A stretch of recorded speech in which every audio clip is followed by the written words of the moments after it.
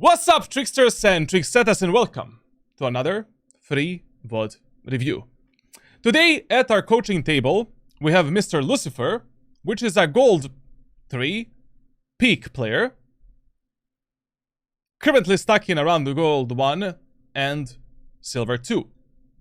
He is playing Omen on Haven in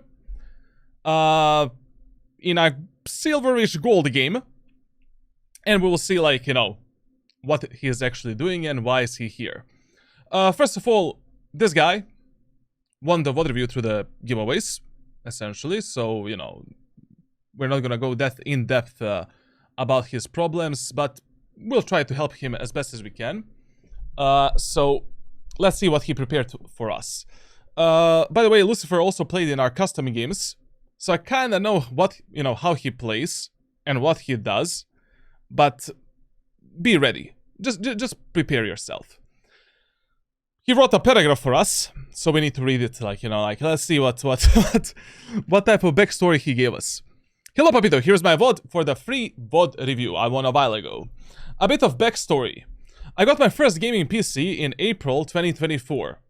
A recent PC enjoyer. In the 3 months prior to that, I've spent quite a while watching Valorant tutorials and videos. Got placed in bronze at first and slowly tried to improve. I started as a Raze one trick at first, but now I switch between her and Jet depending on the map. I recently picked up Omen and had a very fun time with Omen, but low win percentage. Okay, let's talk about that first. Basically, Jet and Raze are easier to master. You know, it's easy, especially Raze. With Raze, I think in this beginner's elo, like between Iron 1 and, you know, Goldish ranks, it's just easier to carry with Raze. Like, you have a Boombot, you have a Nade, you have a Rocket, you have 2 satchels. Like, you don't need to think that much as you need to think about other abilities. So, essentially, like, you know, that's why you're probably finding more success with Raze and Jet. And also, one problem of Omen is timings and setups.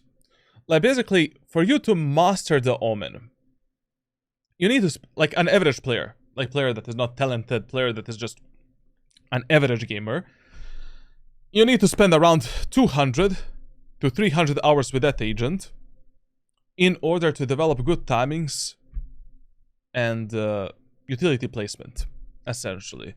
Like, here's the agent that requires more time to master, but in the same time, it is one of the most beneficial agents that you can learn in Valorant, because he's gonna teach you everything about this game. You can be aggressive, you can be passive, you can be duelist, initiator, sentinel, controller, whatever your team needs from you, essentially. So, I don't, you know, like, basically, even though I say that, you know, Omen, Jet, and Raze are probably the top 3 agents in Valorant that you can master and learn, everyone is different. Like, everyone has different strengths and different weaknesses. Like, for example, let's take me for an example. No matter how much I aim train, no matter what type of aim training I do, I will never be as good as an average Radiant player, mechanically. Like, never. Like, taking that 50-50 duel for me is impossible, unless I make it to work in my favor, based on timings, utility usage, and stuff like that. So, for example, if Valorant was only mechanically based game, which, thanks God, it is not. We have Counter-Strike for that. I would never got Radiant in my life. I would have never got Radiant in my life. So you need to find basically a playstyle and find a playstyle that works for you. You know, you want to ask yourself, like, what are your strengths? What are your weaknesses? Test the different agents for around 40 to 50 hours. See what works for you. So, you know, like, if you're finding success with Raze and Jet, you don't need to master the Omen. You can just keep abusing the Jet and Raze, as long as those 2 agents are actually working for you. That's absolutely fine. Totally fine. So, you know, like, when I coach someone privately, I don't force that player to play something that he doesn't want to play that he doesn't enjoy playing, or that that simply doesn't suit him. You know, we can try different things, like, you know, tell a player to play like Omen for maybe a month or two, but if that is not working, fuck it, like, you don't force it. You never want to force yourself. It's a video game. At the first place, you should have fun. At the second place, you want to improve. So, you know, probably you don't have enough hours on Omen to tell whether or not this agent suits you. But we will see during this VOD review if you should actually continue playing this agent. After seeing too many losses, I went back to playing Duelist, and I felt way better with it than before. Meaning playing Omen taught me something absolutely, like, basically, learning how to play controllers and Duelist will develop you much more than learning how to play Sentinels or Initiators. Like, you will have much better idea when it comes to certain timings, certain utility usage, and in low elo lobbies and medium elo lobbies, usually the most important thing is having proper smokes. Because a good and bad smoke will fuck you 10 times more than having a Cypher that doesn't know how to, you know, place his setup. At the end of the day, he can just take his gun, shoot the enemies and kill them. But if you're rushing into the site without the smokes, or without the proper smokes, or with a duelist that doesn't know what is a proper pathing and entry, that's already a problem. And when you master these two roles, then you already understand what a proper pathing should look like, and if your duelists are making some kind of a mistake there, and how you can correct them. And if your controller is fucking up, you just tell that controller brother, like, instead of giving me this smoke, next time give me that smoke, we're all good. And generally speaking, like, you know, when you play Omen for a long time, every other agent is just becomes boring. You know, like, basically, Omen is the hardest agent to be mastered because you need to think 2 steps ahead when it comes to his utility placement. Nothing is instant, essentially. So when you go from Omen to, let's say, Jet or Raze, I mean, you activate a dash ability, you go in. You have satchels, you go in. You put a nade here, put a boombot here, deny that space, this space. That's it. It's very simple. You don't need to look at the minimap that much, as much as you need to look at the minimap when you're playing controllers. Now, I plan on using Omen more on some maps, so this is the reason for submitting an Omen VOD rather than Raze or Jet one. I also feel like my playstyle as a duelist is shown well with my Omen, therefore it can also be helpful in that regard. I aim train, but I'm not super consistent with it, but I always warm up before playing comp, which is good. I mean, generally speaking, you know, like, when you're in between Iron 1 and, you know, Diamond 3, as long as you have a consistent warm-up, that is a good warm-up for you, like 15 to 20 minutes, that can already be somewhat of your aim training, essentially. Like, you don't need to spend enormous amount of time aim training, because in low elo and medium elo lobbies, game knowledge, decision making, and team play matter much more than your raw mechanical skill. Because these players you can easily outplay, you can easily outmaneuver them, you can easily fuck them up with Operator, Judge, Bucky, Shorty. You can abuse different playstyles, essentially. Once you reach high elo lobbies, and that is where, like, essentially you need to no-life the game. You know, like, you need to have, like, 20 to 30 minutes warm-up every day, aim train, you need to, every fucking day, you need to play the game, like, 5-6 hours per day if you plan to reach Radiant, of course. But in these lobbies, as long as you have a consistent and good warm-up, it's okay. That can work good enough. For warm-up, I do Voltaic Ramp, warm-up on Aimlabs, good. Bot on hard mode Sheriff. It can be good and bad. You know, basically, right now you're gold 1. You know, like, you want to push your boundaries and your skill ceilings, you know? Like, you want to try to do the hard bots from time to time. But if you're just rushing your shots out and missing every bot, there's no reason for you to force it. You know? Like, for example, like, you can start with easy bots, then do medium with a sheriff, and then do the hard.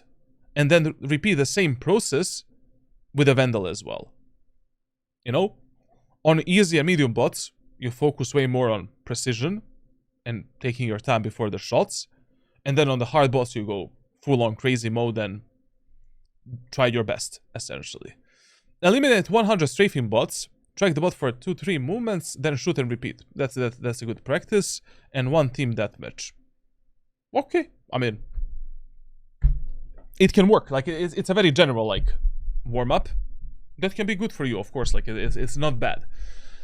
Some of my general issues are a lot of indecisiveness during mid-rounds. I'm trying to implement the thought of... A lot of indecisiveness during mid-rounds. I'm trying to implement the thought of a bad decision is better than no decision at all. So at least I can learn from it. But sometimes I end up going like back and forth from the same position without accomplishing anything.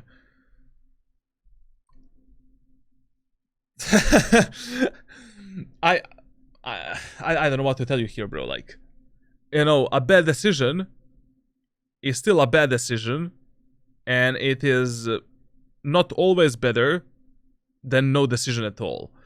Like, I mean, like, yes, like, if you're just consistently forcing yourself to do any decision instead of just blanking out and autopiloting, it can be beneficial in a long run, but you're kind of just brute forcing your way forward.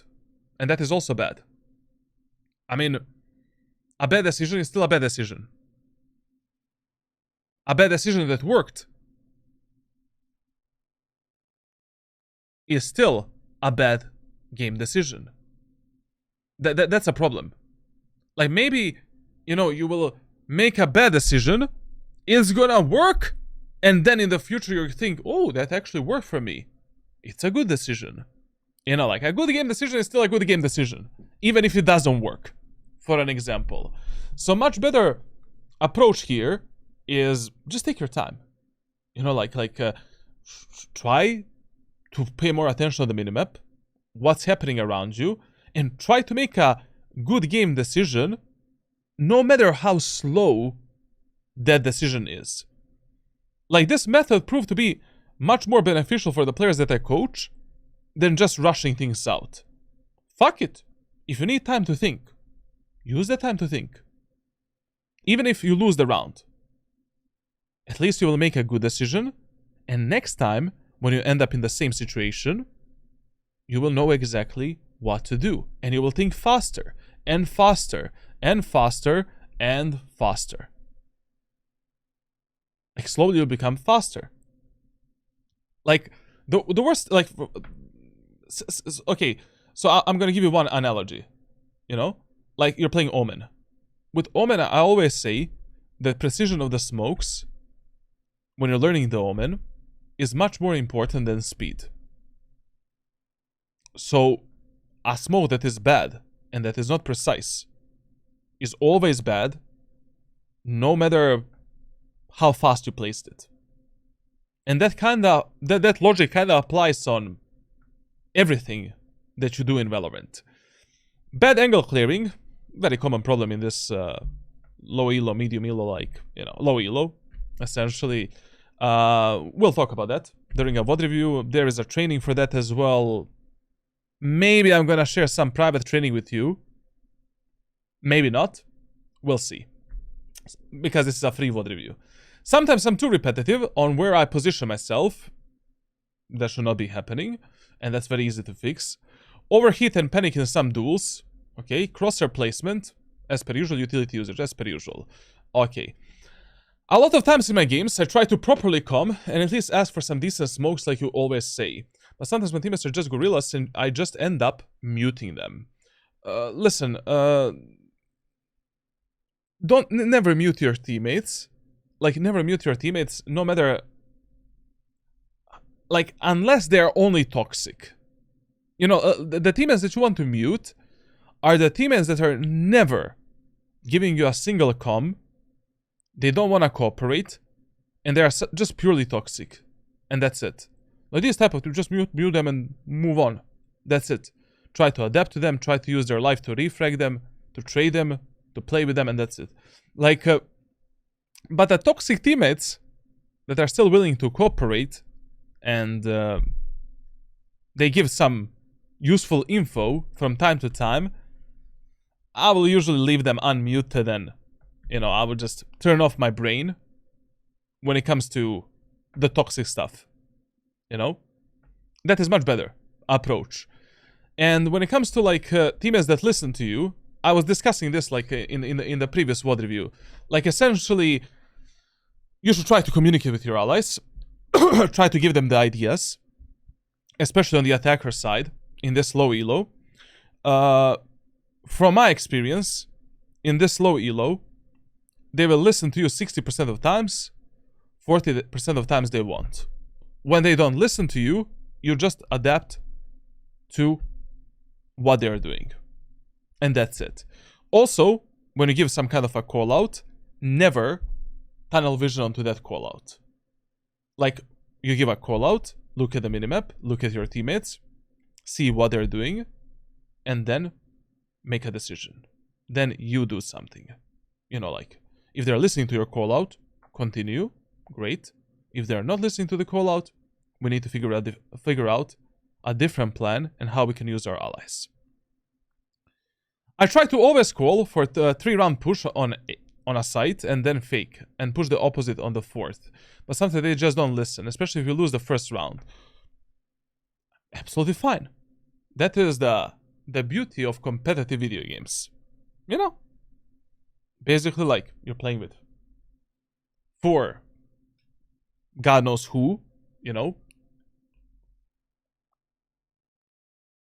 On the other side of the monitor, it can also be a Epstein, you know? On the other side of the monitor, they can be like various different gorillas. So if your teammates don't listen to you, you need to adapt to them. Basically, the best way, like literally the best mentality to have when you're grinding competitive online games is you behave towards every match like you're playing with 9 AI bots. Like, these are not humans to you. You're playing with 9 pre-programmed bots. You don't expect anything from them. Bare minimum. And you're trying to see what type of AI you got. You know? Is it an Elon Musk AI or some AI made in a basement? Essentially. So, basically, you consistently need to adapt to what type of teammates you get and what they're doing. That is one of the most important skill sets for you to master in Valorant. And by having this mindset, where you're not playing with real humans, then kind of like, you know, you don't care about toxicity that much. You also don't care about whether or not you win or lose the match. You're just focused on yourself, on self-improvement, etc., etc. It is a much better approach. Because gaming in 2025, especially, you know, grinding ranks, it's a shit show because of esports. Like, esports completely ruined the gaming experience. So, you cannot, you know, you cannot let these type of things impact your mentality and make you tilted. Sometimes I trust my teammates too much and enter site when it's not yet time to, and end up getting killed without being able to be traded. So I started to value my life more and just bait play behind my teammates, which is usually working because most of the times I'm able to trade them. Very good that you're not trusting your teammates, you know? Like, you need to play ranked solo queue in a bit more selfish way. Now, how much you should bait and play behind your allies, you know, that's real. You need to find a balance there. Like, this doesn't mean that you should every round bait the shit out of your teammates and every match. Like, basically in the first 4 rounds, you're just evaluating the program that you got. Like, Are my teammates good? Bad. Aggressive? Passive? Mechanically good? Good. What is their utility usage? Like, you're trying to gather as much information as possible before you make a decision how you want to play with them. Only in the first 4 rounds, like, I would recommend you to play a bit slower and to definitely value your life more. But then once you find out like what type of AI you got, then you'll just adapt yourself. Like, you know, matches where your teammates are just winning every clutch, you know, they're able to refrag you, win the rounds for you. Fuck, bro, like with those teammates, I'm running in first, I don't give a fuck, like I'm dashing in, satcheling in, teleporting in, like making the space. Even if I die, I don't care. Like, I know that these guys got my back, for an example. Now, which is okay, I still try to jump spot the first angles for them, so they don't just go in blindly. Very good. I was very inconsistent with how my games were, but now that's getting better, and I can usually get around 20 kills per game or so. Okay? From my tracker, you'll be able to see that I still don't value my life enough, and I have somewhat a low KD round score. Speaking of tracker, I have a second account that I use to keep my peak rank safe. He's gatekeeping his rank. I usually get a new rank on my main, and then get it again on my alt. Okay, that's a good approach. You should do that. But I mean, when you have 2 accounts on which you grind Valorant, much better approach is like, you just switch accounts every game. You know, one game, one account, second game, second account, and that's it. It's a bit better than just playing on one account like 50 matches than on second account 50 matches. But at least you're having 2 accounts. I usually get a new rank on my main, and okay. The stats on my alt are way better than my main. I think because I play less games there, probably. And also I already went through the process of ranking up from that rank. So if it takes me like 2 weeks on my main, on my alt it usually takes way less, like a week or less. Okay, good. Main account, second account.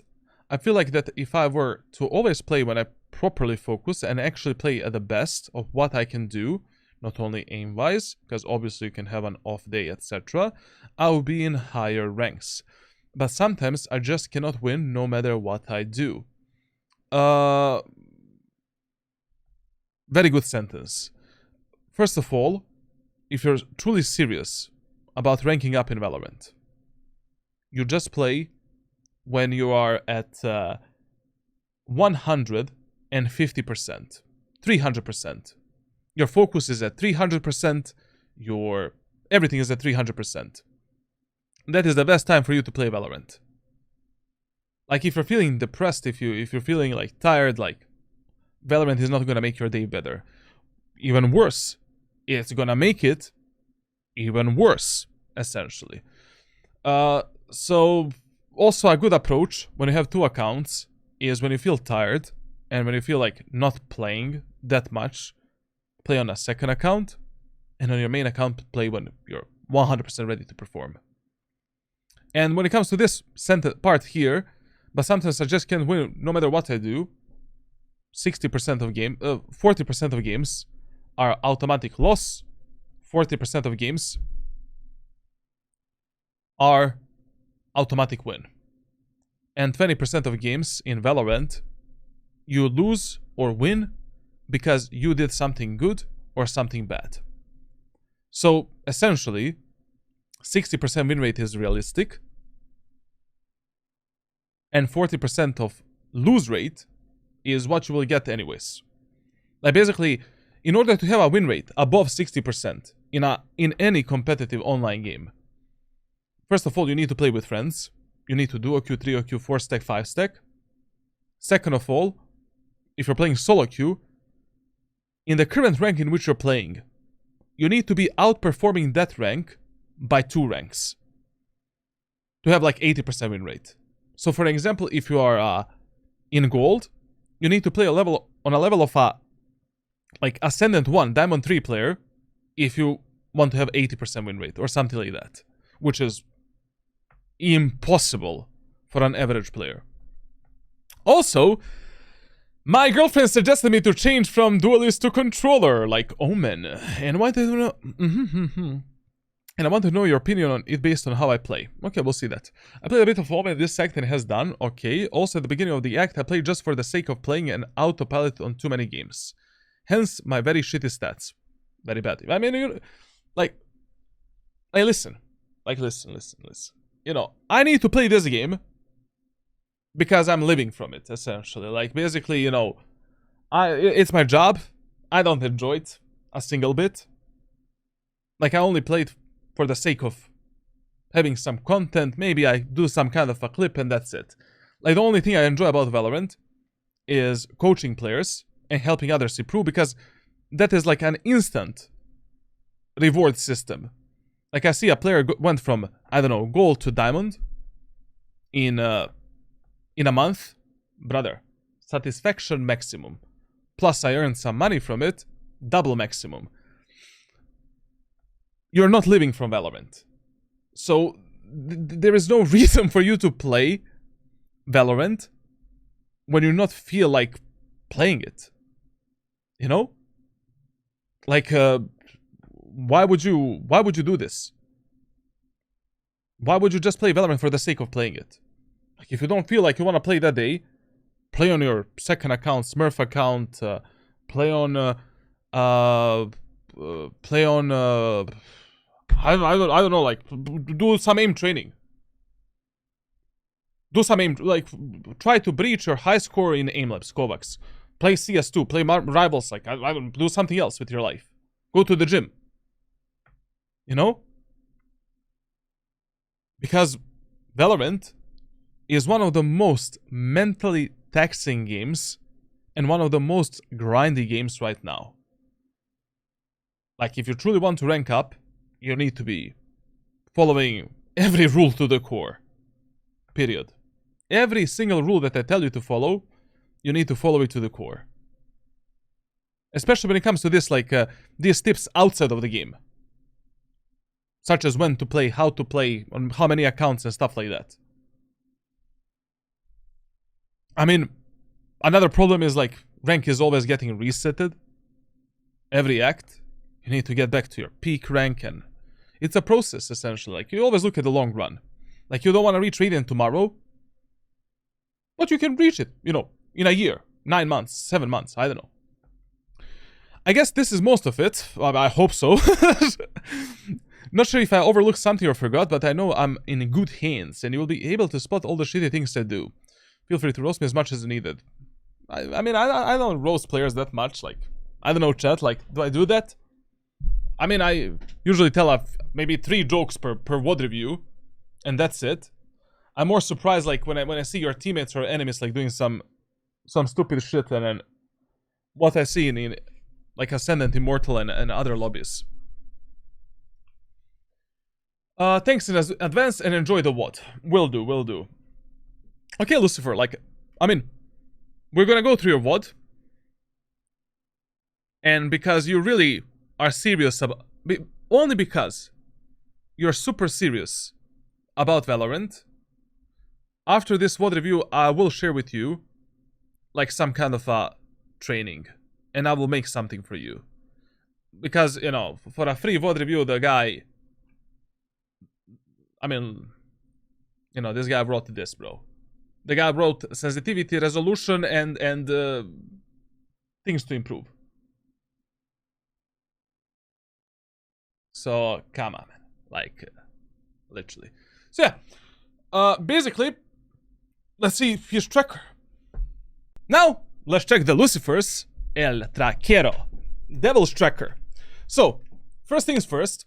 When it comes to his performance, I mean, he kind of started playing, like, Valorant recently. I mean, recently, like, in Episode 8, Act 2. And since Episode 8, Act 2, he went from Bronze 1 to Gold 2. That is not bad, considering how much time he actually played Valorant. You know, 311 hours, and getting Gold 3 peak, close to Platinum. It's okay. You know, it should be average. Essentially, like, nothing special, nothing bad, normal. You know, there are some gold players that are stuck in gold for 5 years. Just remember that. Just remember that. Now, when it comes to how much hours you're putting into Valorant, we're a bit inconsistent there. And if you want to have a bit faster improvement rate, you need to put in a bit more hours. The last two acts are good. The only problem is this act here because, you know, we got into a new episode. Your rank got resetted. You had to climb all the way back to gold again. So, I completely get you. Now, is this good? You know, these stats? Not really. Like, you know, this can be much better, obviously. Like, your improvement rate can be much faster. So, the first thing I would recommend you is try to play at least 3 ranked games per day every single day. That is the only way to be fully consistent in Valorant, if you want consistency. Plus, you do some warm-up, like 10 to 15 minutes. Now, when it comes to this specific act, like, I'm not gonna sugarcoat you anything, but everything is bad, essentially.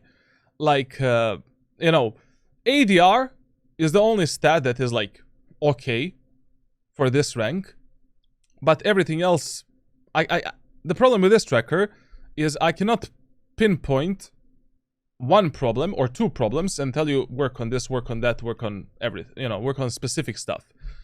We will have to see your VOD review, your VOD, your gameplay, to see what are your real problems, because none of this is, you know, good. At least not this act. When it comes to general stats, you know, same problems left and right. Like clutch percentage really low. Other stats are like, you know, interesting. Amount of last deaths can be a bit better. On attacker side, but literally, listen, man. Like, there's not a single thing that I can say is your problem. Like, you kind of need to work on everything, but we will go step by step. Like, once we do this VOD review for you, you know, like on Omen on Haven, we will figure out some kind of a training to help you out with the most visible problems. And once you complete that training, then we're gonna start working on other problems.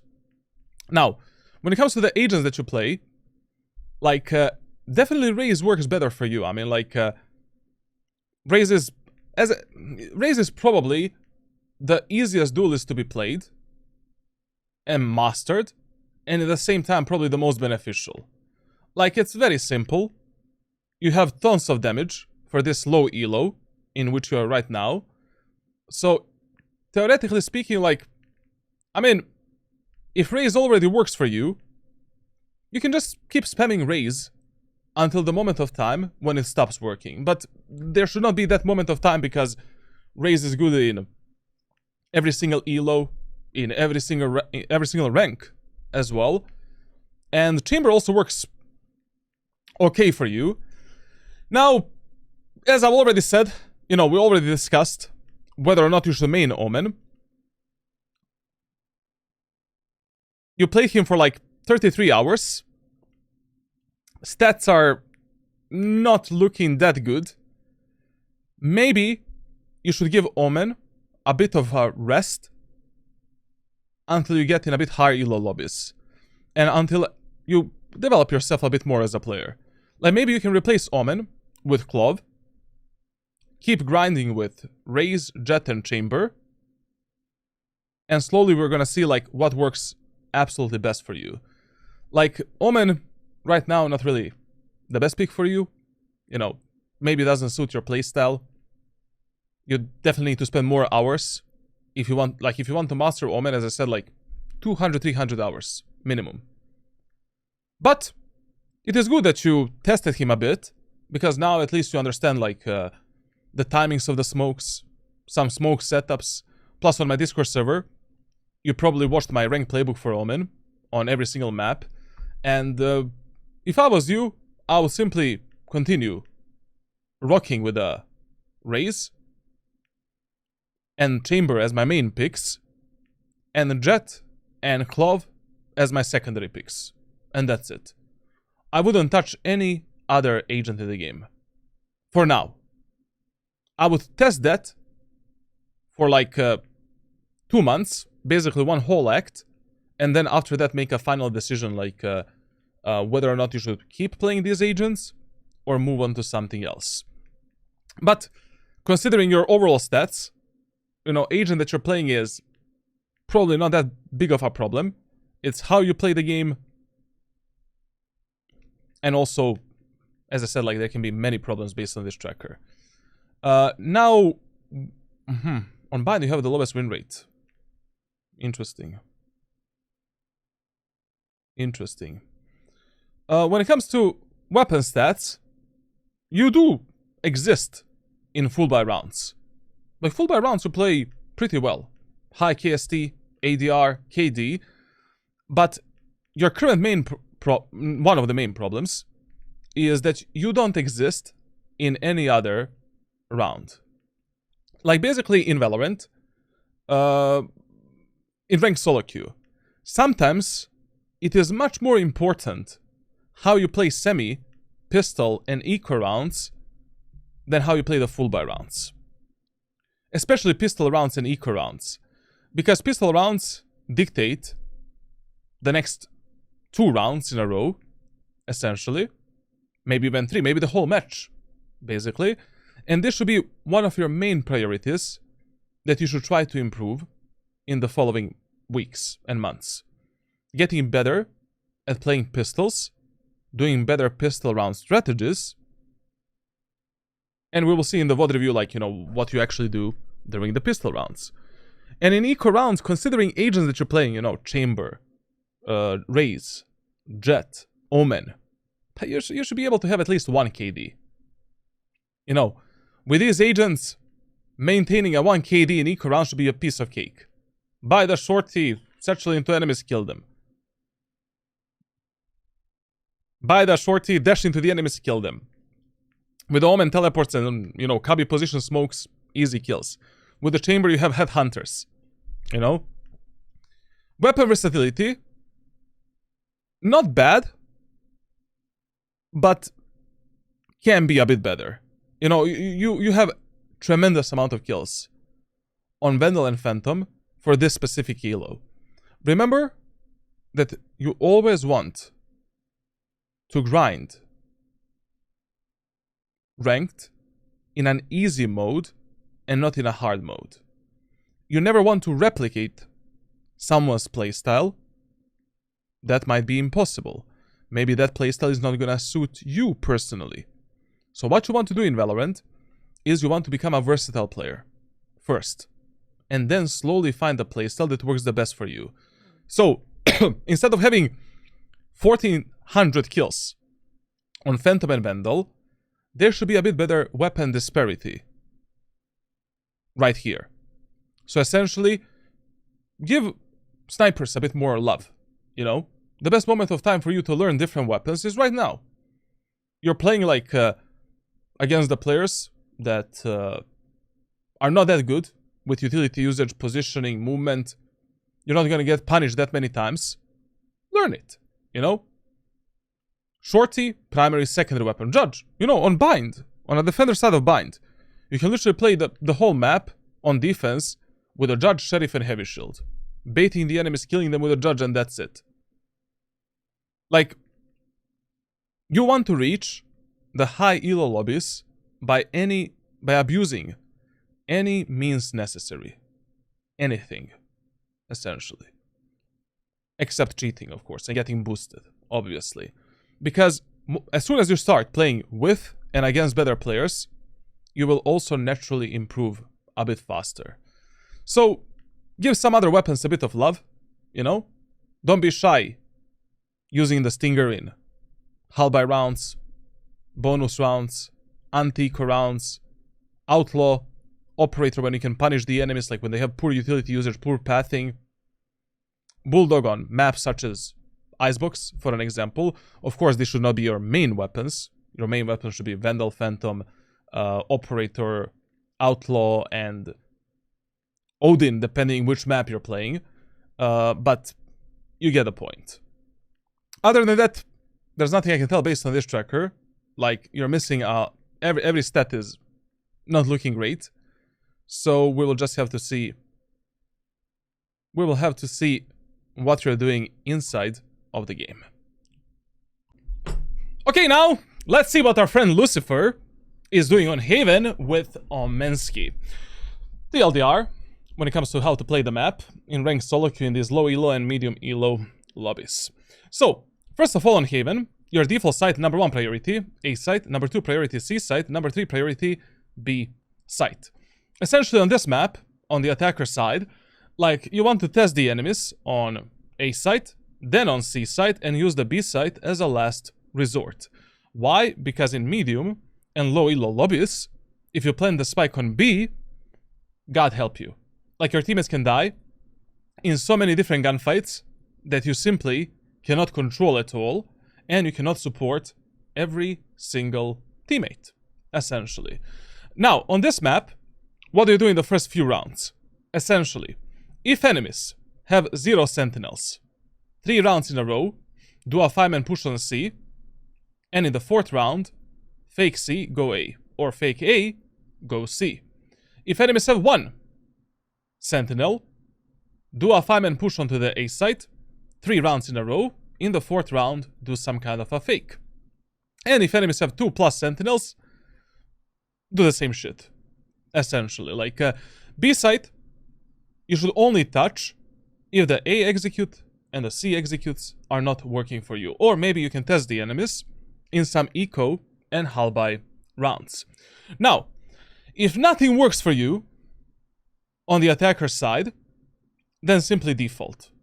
Like 1-3-1, try to destroy the enemy's utility in the garage, take the garage control, and then decide what to do next. If your teammates want to listen to you, of course. Now, in this first round, we're going onto A site, and listen, when you're playing in these medium and low elo lobbies, always, when you're playing Omen, in the first round, go for some semi-aggressive execute. Like, don't rely on your teammates to open up the bomb site for you, because only God knows what type of duelist and what type of players you got in that specific match. So, classic pistol, light shield, 2 smokes, 2 shrouded steps. If we're pushing A site, we should be jump spotting the enemies here, or bunny hopping into this cover.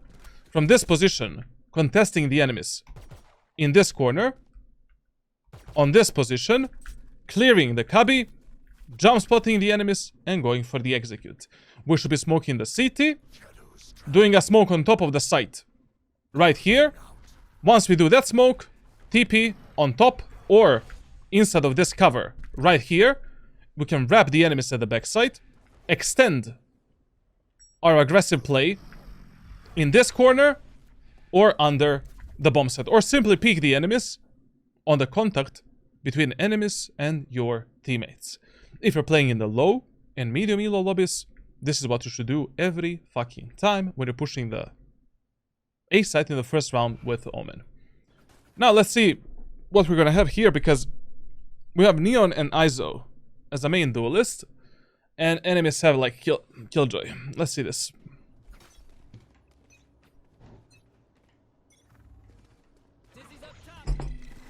Okay. Listen, man, like, when you're taking the aim and control, first take the aim and control, and then do the smokes. You know? Like, I mean, you do have teammates covering you in this position, from this and this peak, but first, like, you know, wait for your teammates to reach this position, and then start with the smokes. Like with the tower, site, CT, whatever you want to do.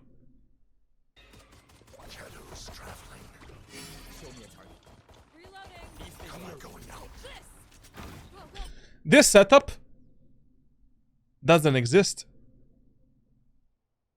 in any playbook, anything, essentially.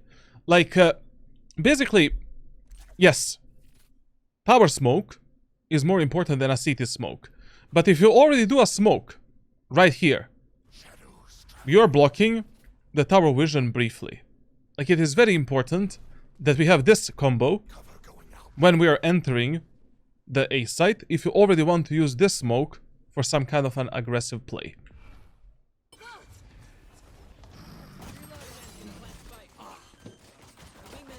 Listen, this round is the perfect example when you actually want to over-aggress with a second shrouded step, when you're doing this type of outplay. Basically, look at this. We teleported. We know that enemies are at the backside, and that Omen is inside of this corner right here on the minimap. Perfect. Your teammates are distracting the enemies. They're fully focused on your allies.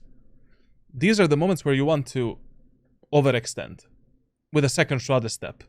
Like when there's shit tons of things happening, shit tons of utility going out, shit tons of gunshots being fired. Like, there's no reason for you to drop down and take the fight from the lower ground. I guarantee you, you would have killed 2 or 3 enemies if you simply teleported inside of this corner or under the site as your teammates were fighting the enemies here. Like, no one died in the middle of your teleport. Everyone is alive. Your teammates are fully distracting the enemies. Perfect opportunity.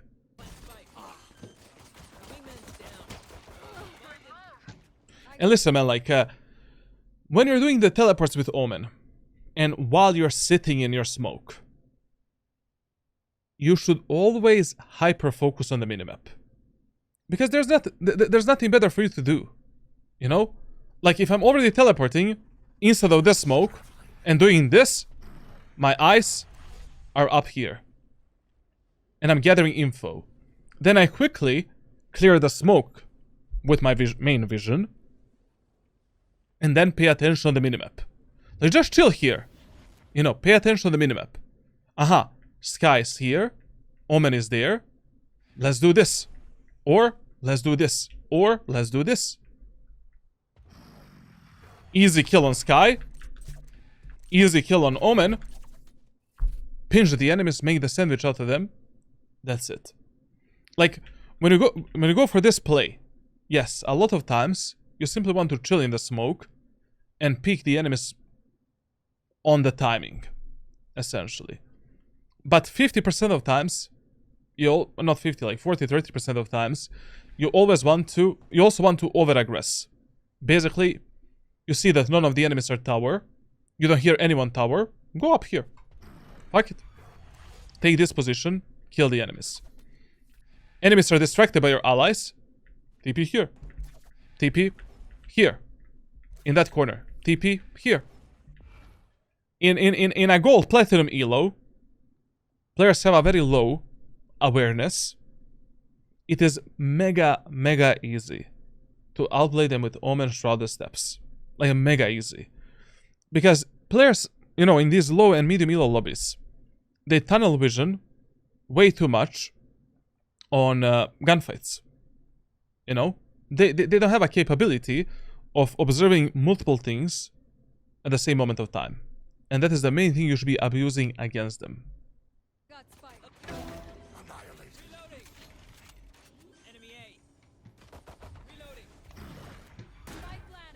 This teleport that you did right now is number 1, stupid. Number 2, a waste. Number 3, there's no reason to do this.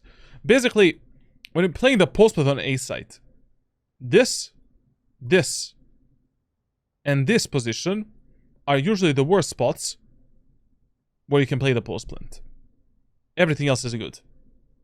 Like, literally, you don't want to get stuck in these positions as the enemies are swarming the bomb site. Like, everything else is good. The most optimal position to play the postplants on A site is playing right here, at the front of the site, because your teammates are fighting enemies on tower. Peek, take a kill. Your teammates are fighting enemies in CT. Peek, take a kill. Your teammates are fighting enemies in long. Peek, take a kill. Your teammates are fighting enemies in short. Peek, take a kill. You're able to support your allies everywhere, essentially. And you're not stuck in a corner. Plus, from this position, if you have a shrouded step, you have a lot of escape routes to outplay and outmaneuver the enemies.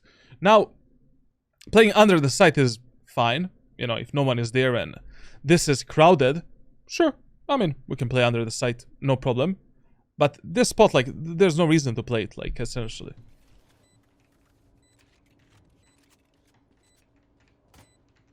One enemy remaining. Unless you have some close-range weapon and you want to fuck up the enemies with a Judge, Bucky, Shorty through your smokes and on timing, of course.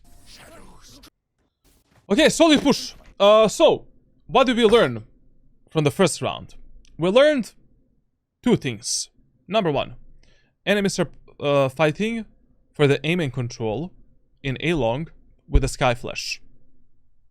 But they're not fighting too aggressively. Second thing, Sky and enemy Omen are playing on the A site, primarily. The rest of the enemies are playing elsewhere. So that means that Killjoy probably has a default setup for the garage, B, and C. Third thing that we learned is that enemies did a very fast rotation, but, you know, we cannot take that as a main info because it's only a first round, and basically, like, you know, God knows what they're gonna do in the rest of the round. So, based on the first round, what do we do in a second round? 5-man push on C, or a 5-man push on A again, through A long. That's it. We don't need to mix it up. We don't need to do anything else. And anyways, whenever enemies on a defender side are eco, hull buy, or bonus, you don't want to touch this area of the map. Never. 5-man push A, 5-man push C. Through A short, send the initiator. You know, send some recon ability there, and your recon agents. But don't touch it yourself. You don't want to die from double shorty setup, shotguns through the smokes and shit like that. It's not worth it. Just go long or C long. A long and C long.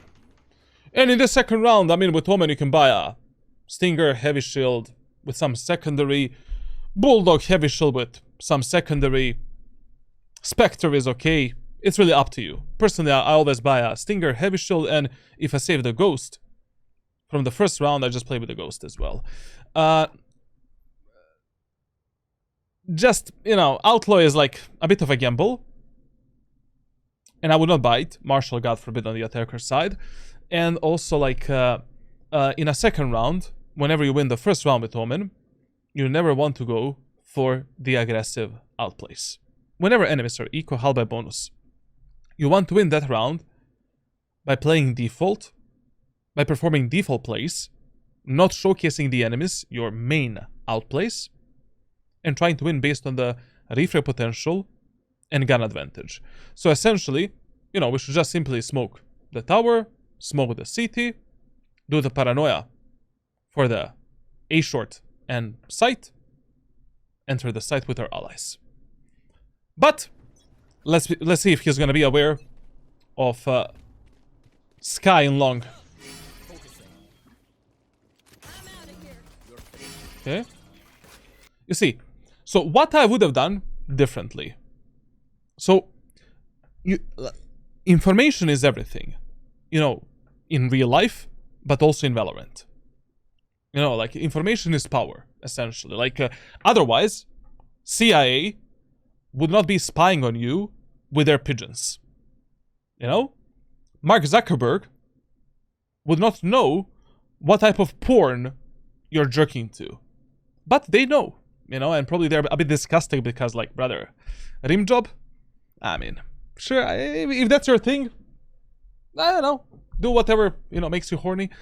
Now, what we should have done differently, based on the first round, play anti-flash. You know, play anti-flash.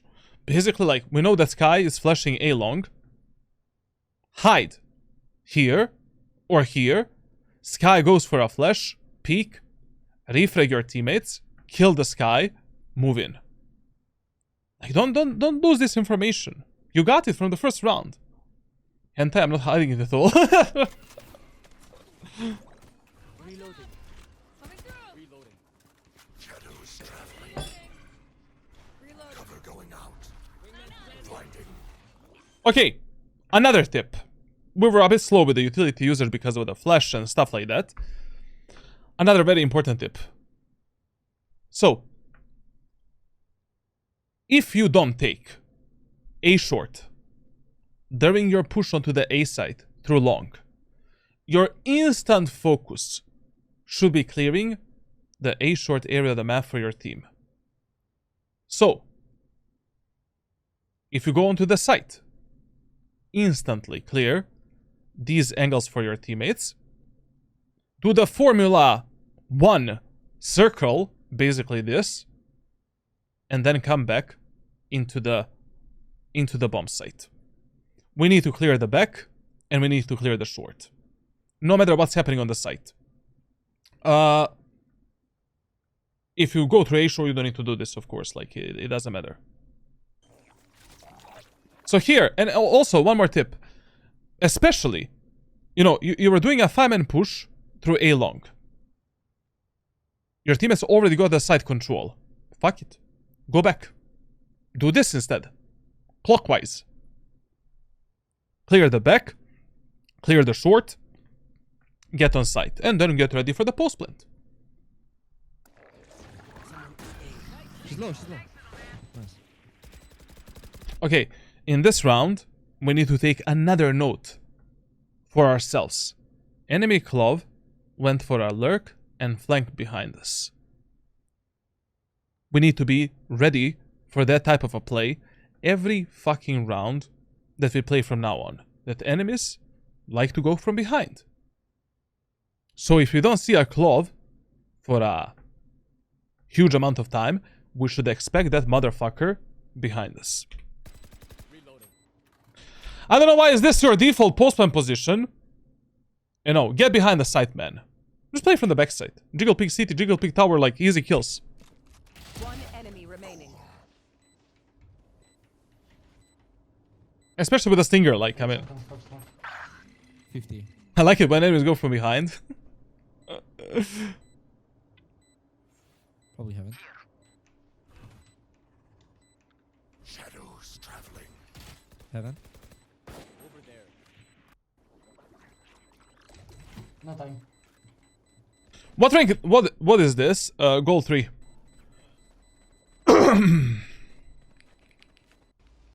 Okay. Okay, this is actually great. This is how you play Haven. Very good. Very good. For the third time in a row, we're pushing the A side. And we're damaging the enemy's mentality on the A side. If we win this round, they're mentally cooked. If we don't win this round, we have much higher chances of winning the fourth round with a fake. It's gonna flash A long, so careful. I'll show them. Lintik kayo. Wait for the flash, I think. There. Play like back. Up and away. Go, go, go.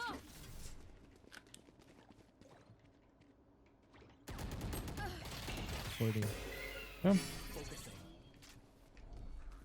Stealing sight. Now listen. There isn't that much that you could have done in this example. Like, basically, you know, we needed to kill that Reyna, but look at this example. So you're looking at the wall, ready to fight the enemies, and ready to dodge the enemy Sky Flash. As soon as the Neon got this fight, why didn't, you know, why? Actually, he didn't wait. Like, Neon just died. Sorry, my bad. Like, she just died instantly. 40. She does that instantly. But this paranoia here, what's the purpose of this Paranoimus Rex?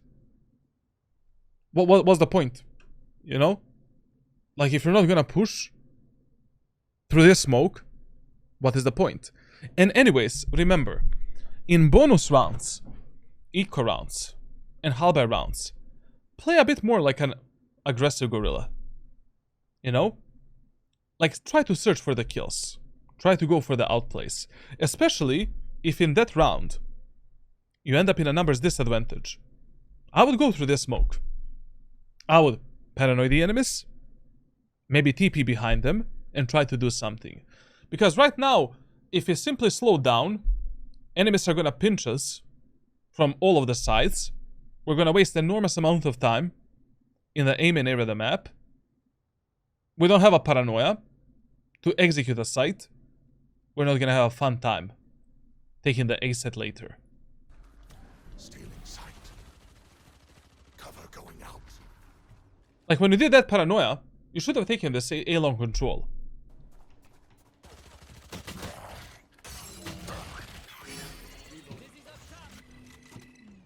Shadows traveling.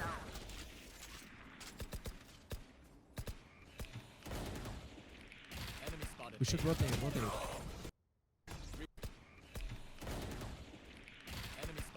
To be honest, like, here, you should have played a bit safer, like, you know, if your teammates are already taking the duel with that Reyna, like, basically, okay, let's talk about this example. So you're standing here, two of your teammates are here. Your only job is to look at the minimap and be ready for the fight with your movement and crosshair placement. Now, I'm not gonna peek this Reyna if she is simply jiggle peeking that angle. I'm gonna wait for her to maybe swing wider to commit to the fights with my teammates. And then I'm gonna peek. So, instead of you doing this, when Reyna was jiggle peeking, you should have simply waited for that Reyna to be there, and then with a crouch peek and burst fire, try to kill her. And try to refrag your teammates. Also, another problem. Here, you did this smoke. Shadows traveling. Very bad timing. Like, basically, remember that whenever you're playing Omen, the time distance between your between your aggressive smoke for the aggressive play, and your shrouded steps can never be longer than 2 seconds. 1 or 2 seconds. So essentially, as you're doing this, Cover going out. you want to be doing this. Why? Because if you do this smoke, and after that Reyna kill, you try to teleport, no one guarantees you that enemies are already not in the smoke. Essentially. Like, you know, they will have time to wrap all the way here and maybe fuck you up. That smoke faded away really quick. I was also surprised, like, what the fuck, man? Cover going out.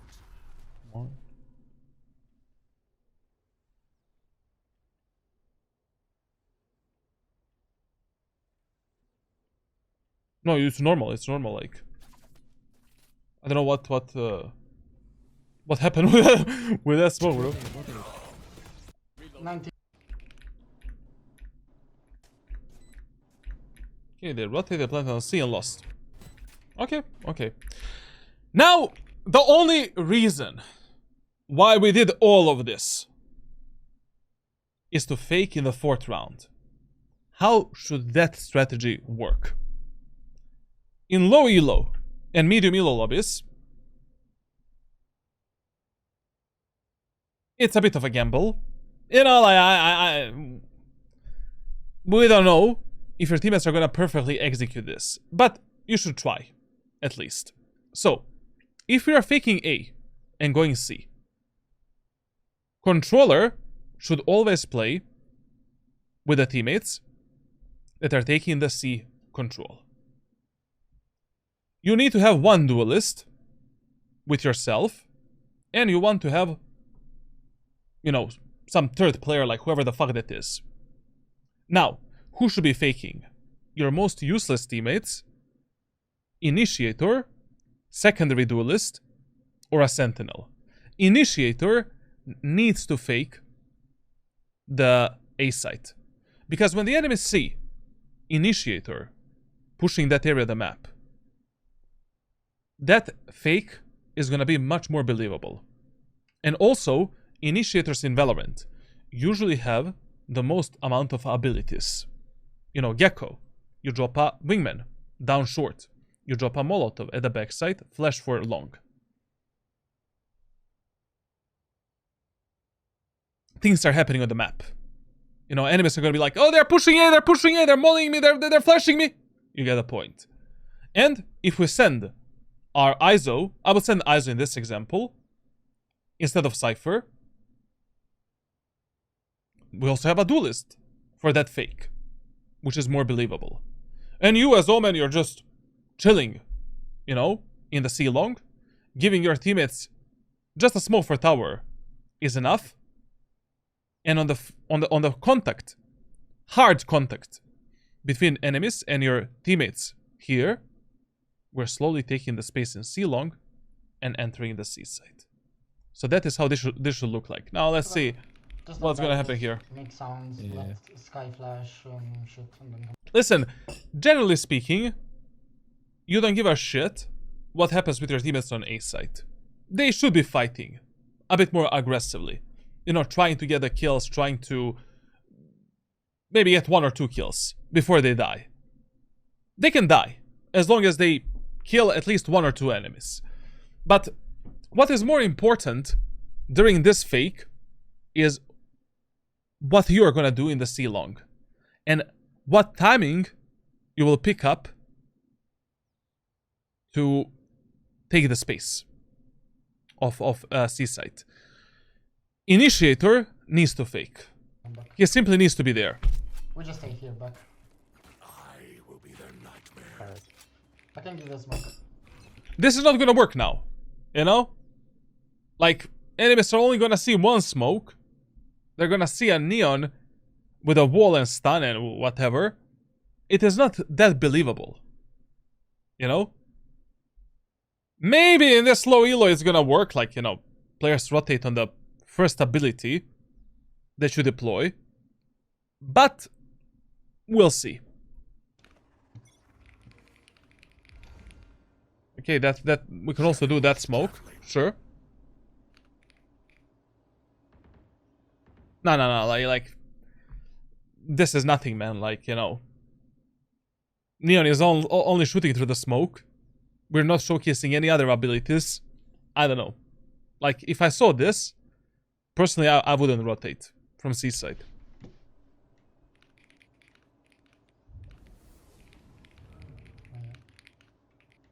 I don't think this is gonna work. Come back, Neon. Neon, come back, come back. Maybe, I don't know. Blinding. 80. Sky is also.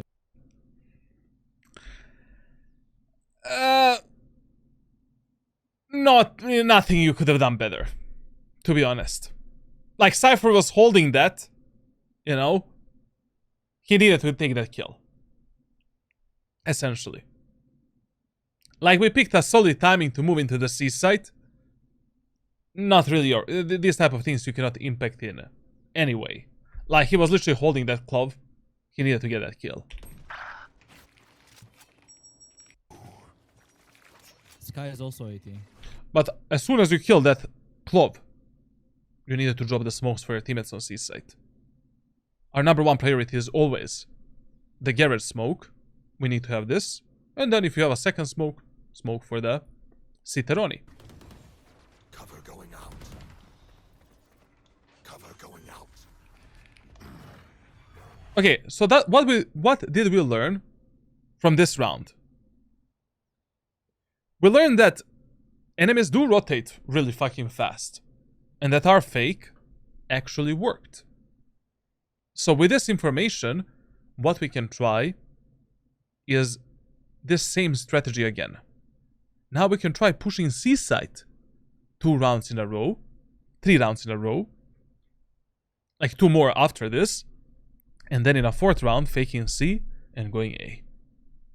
As long as this pattern is working, I mean, like, we don't need to touch B or garage or anything. Watch cars, please.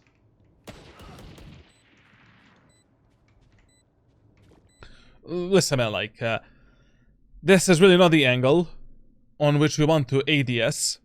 It's a pretty close range, medium range fight. You're just reducing your fire rate. And if two enemies peek you in the same moment of time, you're not gonna have a fun time fighting them with the ADS. You'll need to go for the one taps and it's gonna be interesting. Blow 'em up, Mosh. Also, I don't really fuck with you playing this angle right now. Why? They have a Reyna flash, they have a Sky flash. Like, if enemies have a lot of flash agents, you consistently need to play some anti-flash angle, system, whatever. Like, okay, teleporting here while your teammate is planting the spike, sure, fine, no problem. But after that, I would have instantly dropped down and played this position. Enemies are flashing, the flashes disappear, bop, bop. Now I play with my teammates on the lower ground. Get him, wingman. Reloading. They shot my wingman. Instead of dropping down on the site, you should have dropped on this off angle. Like basically, when you're playing the post on the C site, this should be the main position that you play 24/7. Most of the time. Not 24/7, but 80% of times, this should be your post on position. Your ISO is here, your Gecko is here. Enemies are peeking CT, bop. Double tower peek. Double tower setup. ISO is fighting enemies in garage, bop. We're ready to fight them, ready to refrag the ISO. Right there. Careful front. Listen, one more tip. If you have true numbers advantage, so you're 3 versus 2, fuck the abilities. Fuck it. Try primarily to focus on the refrag potential and playing with your allies. Because while you're using these abilities, you might lose the timing to play together with your allies and to support them. Like, only do the abilities that are absolutely necessary for that specific post plant. One-way smokes, smokes too. Isolate enemies in a 1v1 fights. Maybe a default smokes if enemies are far away, so you block their vision. But right here, Reyna CT, we have no idea where is the Sky. What you should have been doing is fighting with a Gecko at the backside or fighting with your ISO, and that's it. One enemy remaining. Okay. Salamat. Now, as I said, like, what I would do in this round is do a fireman push onto the C site. To create the same pattern again. And anyways, like, you know, as I said, like, whenever enemies are eco, halber, or bonus, fireman push on C, fireman push on A, absolutely fine. Thanks. Thanks. Now, where to set up shop? Listen, man, like, we have Cypher on a defender side, on the attacker side. How the fuck we don't have a single tripwire? That's impossible. Especially because we've noticed that enemy Clove likes to lurk behind us. So, when you're playing in ranked solo queue, on the attacker side, the number one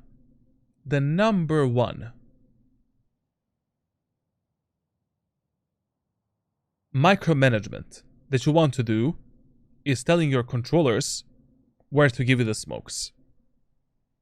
Number 2, telling your initiators to support you with their utility. And number 3, telling your sentinels to give you the proper utility if we have no utility or it is bad. Like, brother, like this Clove already pushed behind us 2 out of 4 rounds. If you're doing a 5-man push on A right now, tell the Cypher to put a proper trip here. That's it. Enemies cannot pass it. We are safe. Done. Or he can do something like this. But this is criminal, that we don't have a trip for the back 4 rounds in a row. 5 rounds. No distraction. I'm out of here. Push, push, push, push. Push, push, push, push. Cover going out. Listen, you don't need to be so hyper-focused on doing the smokes when you're taking this main areas of the map. Like, whenever you notice in the early rounds that your teammates need more time to take C long, A short, relax a bit. You know? Take that area of the map together with them, and then when you see that they're ready to go in, then do the smokes. But here, you know, every round we've got a bit delayed in A long because of sky flashes and utility. Wait, chill a bit, relax. You know? Wait for the ISO to finish his duel. See where he picked up the enemies. Pay attention to the minimap. And how fast your teammates are taking the space. And then, do your smokes, paranoia and utility. I'm running right side. 3, 2, 1. I'm out of here. Personally, you know, if you're doing a paranoia based on no information at all, so you have no idea if the enemies are, you know, here, here, here, here, the best idea is to not gamble it and simply use a paranoia like this, where you flash these angles, you flash the backside, and that's it. Because, like, most commonly, players are gonna play here, and it is not worth it gambling your paranoia like this. Stealing sight. Sorry, Gecko. Oh, you little homie.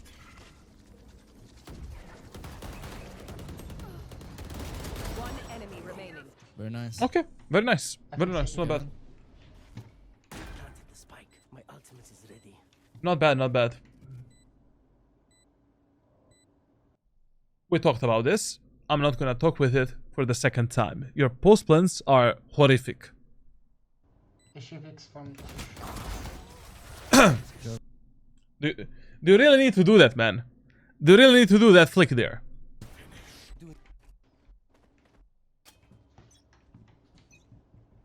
I don't know. What I would do here, like, basically, this pattern of pushing where you do the same execute 3 rounds in a row is amazing in Valorant. Like, I've tested this shit so many times in my private coaching sessions, and so many times, like, in my Iron to Radiant series. It is just, I don't know, players just, they don't use their brain. They don't read these patterns. And if you manage to win 2 out of 3 rounds, pushing the same site, in the 4th round doing a fake it's so easy, man. So easy. Now here I would go A again, 2 more rounds. And then in the 4th round, let's do fake again. If this is already working, I don't need to change the pattern at all. Neon, don't go the garage. Don't go. Please, for the love of God, like, we need to have some tripwires, man, on the map. Like, you know, communication is not that important in ranked solo queue. Like, you don't need to be IGL 24/7. But you need to tell Cypher, brother, like, can we please have a trip right here? If you're already doing a 5-man push on, you know, C site, for an example. At least that. Cover going out. Very premature smoke. You know, basically, you want to use the smokes on the C site this fast when your teammates are doing a super fast 5-man aggressive push. Here you should wait a bit. Like, try to, you know, when you're playing controllers, you really need to pay attention in the first, like, 4 rounds, how fast your teammates are taking the space. Like, you need to ask yourself when you should do your utility. Like, this smoke right now just gives away what we're doing. It's gonna disappear if we decide to enter the C site. Relax. Like, basically, you know, you want to do the smoke for the garage when your teammates are crossing this line during the execute, and you want to do the CT smoke when we are crossing this line here. And then, you know, we do the paranoia. We enter with our allies. That's it.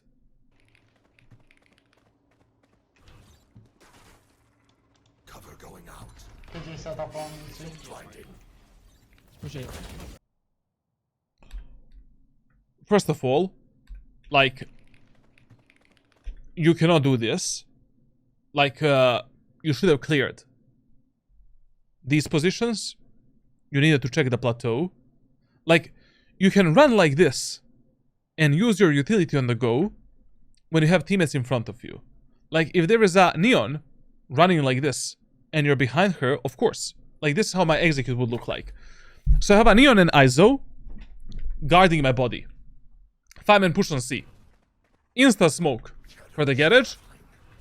Insta smoke for the CT. Paranoing. Using the ultimate backside. That's it. My ultimate is ready. But I would do this if I have a Neon and ISO that are running in front of me. So like, what you did here is mega dangerous. And, you know, Cover going out. TG set up on. this paranoia that you did here, I don't really understand. What is this paranoia for? Blinding. Push it. Work good. Basically, when you're executing C site, we have 3 paranoias based on information that you have.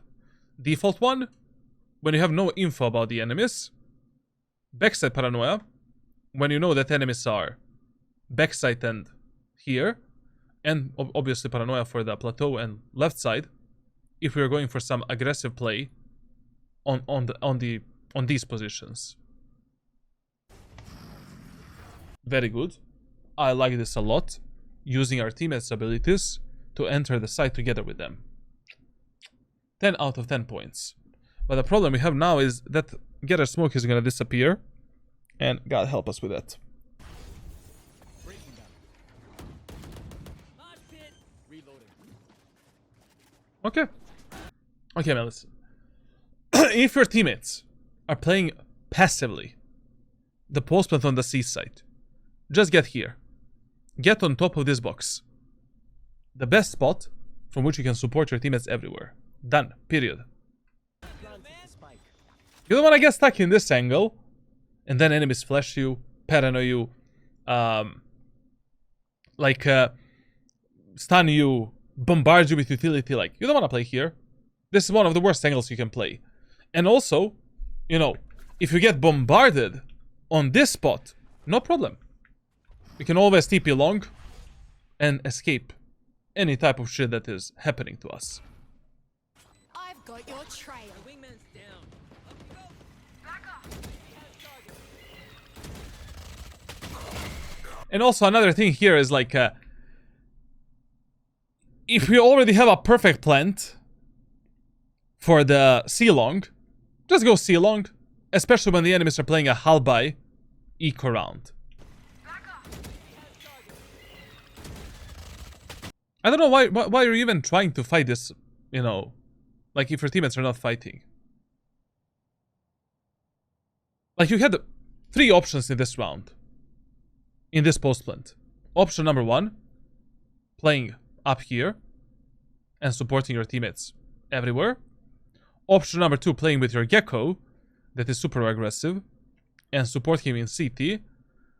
Or saying, fuck all of you guys, I'm gonna go long and play with the one-way smokes the post plant. 3 city, 2 garage. Sky on. We still won this. Now, when it comes to the general playstyle that we are using, as long as the 5-man executes are working, don't touch it. Don't lurk, don't flank, don't split the map. No like in Valorant. Don't don't try to fix something that is not broken. Never. Like, if it ain't broken, you don't need to fix it.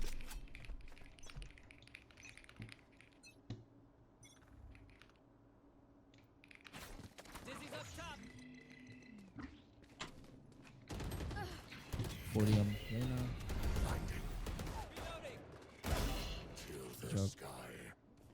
One ult C. One short. Omen. Yeah, sure. Give spike, give spike.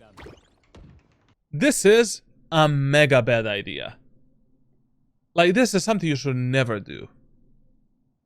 Like, this is really bad. What's gonna happen right now? He is gonna ult on C alone. We don't know where the fuck are the enemies.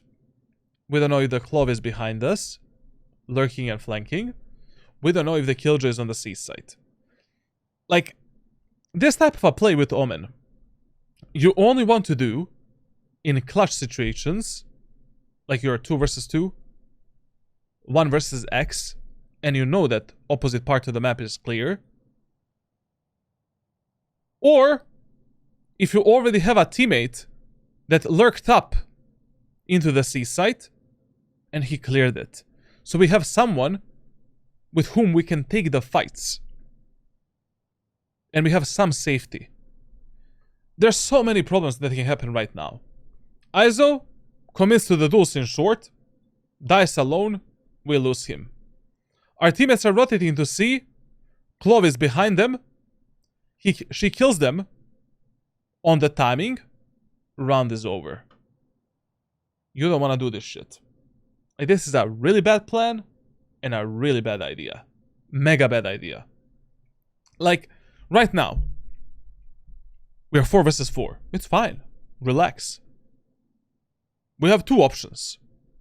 We can simply fake that we are rotating with the Omen teleport, cancel, go back on A.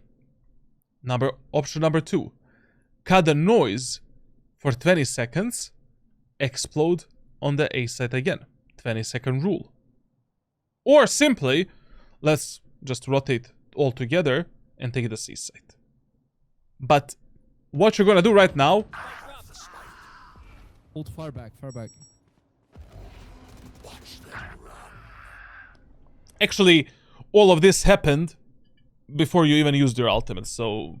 I mean, you should not have used it when you saw the Clove on the minmap.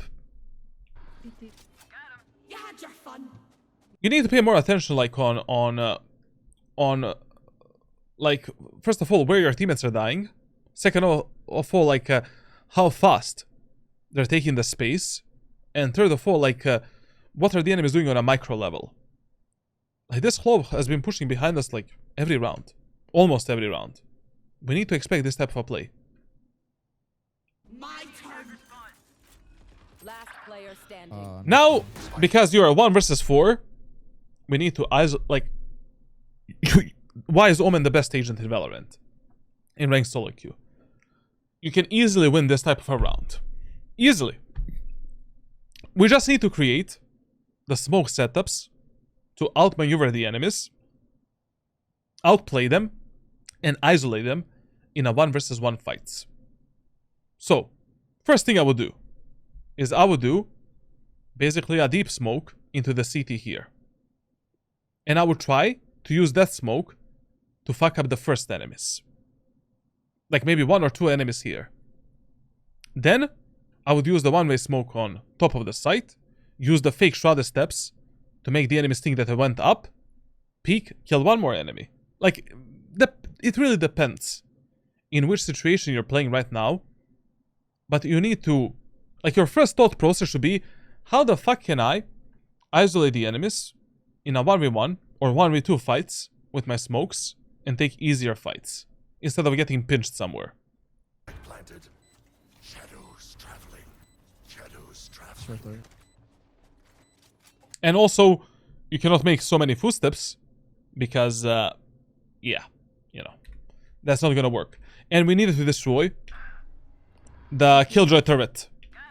Because of this Killjoy turret that is on the right side, enemies know that we're probably not gonna be in C long. My turn. Shadows traveling. Shadows traveling. Short door. But here the problem is, like, you made so many footsteps, man, like, enemies heard you on A site. Literally. Never mind, they're somehow not ready for this. TP.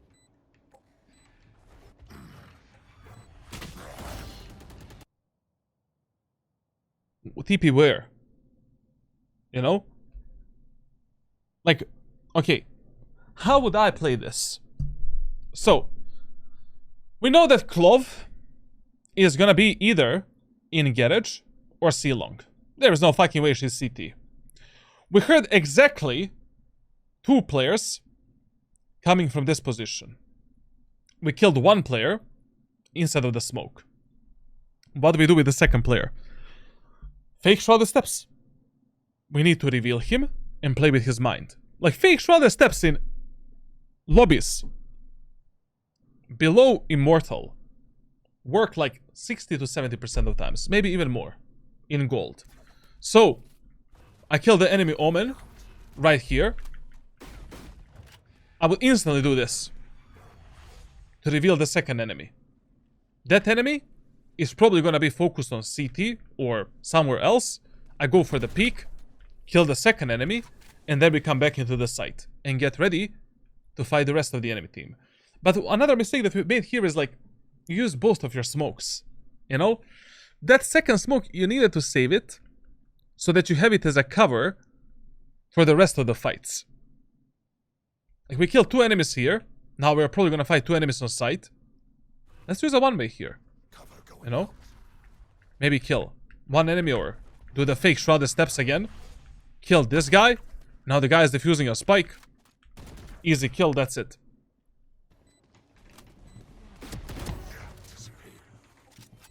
TP.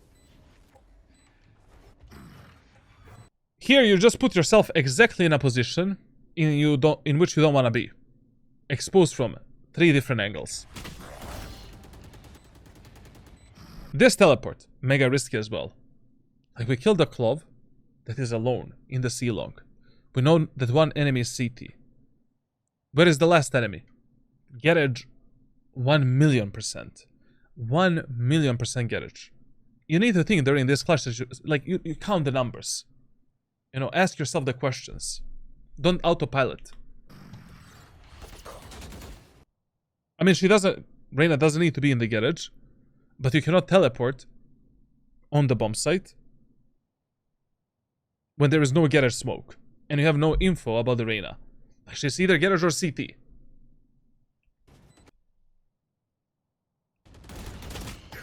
Nice try. Oh my god. But the main mistake is like how he played after he killed the Omen. He needed to deal with 1 more enemy at least, through that smoke in the CT, and then focus on garage or C-long. They can't all. Generally speaking, like, when you kill 1 enemy through the smoke, and there's more enemies in front of the smoke, you can almost always use the fake shrouded steps to outplay these enemies. And try to go for the pick then. Full buy, by the way. I will find you, Omen. Cover going out. Way too fast utility. Once again, your teammates are pushing slow. You cannot push this fast. Just a second, why the fuck my TV?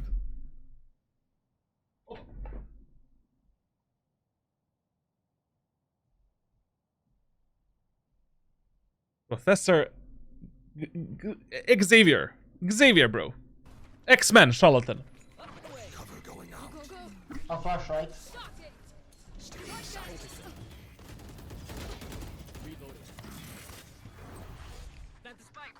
Listen, brother. Like, if you teleport instead of this position, crouch. You need to crouch. Check this corner, and instantly check this position. I mean, you don't need to crouch. Just be ready. As soon as you check these 2 spots, flick here, check this spot, and then take the fight with the enemies. Now, you cannot teleport here while fully being exposed from the logs, and we don't have info on that spot. 80 on Omen back. Nice. 1 garage. 2 garage. The play that he did here, okay. I mean, we have a shorty. We can maybe get a kill, but completely unnecessary. You know, we are 4 versus 3. What you should do is simply play with your teammates on site, and that's it.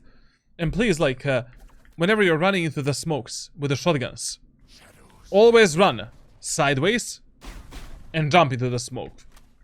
You will fuck up the enemy's crosshair placement. It's gonna be really hard for the enemies to notice you fast enough. You'll get easier kills. 40 on Reyna. City. As I said, like, this was really unnecessary. Like, why would you do this, bro? Like, we killed the Omen, we killed one more enemy, we took this bomb site control, we planted the spike for the long again. Just focus on fighting with your teammates. Garage. We kill. To be fair, I would do a 5-man push on C again.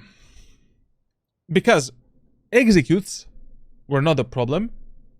The problem was how we play the post plant. Like, when the post plants are the problem, you don't need to give up on that site. Like, try to find a better solution for the post plants. Like, that is one problem that Valorant players also have that you need to be aware of. Like, making sure that you have a right idea what is a problem during a specific execute or during a specific round. Like, why this didn't work? You know, ask yourself after every round. Did we take the bomb set for free? Did we kill the enemies there? Did execute work? Yes. Okay, great. Could I have done something better in the post plant? And how did we die in the post plant? If the answer is yes, I could have done something better, do it again. Like, fuck it. But if executes are not working, and no matter how much you change them, nothing is working on that side, fuck it. Leave that site alone. Let's try something else on B and A. Anyways, this map has like 3 bomb sites.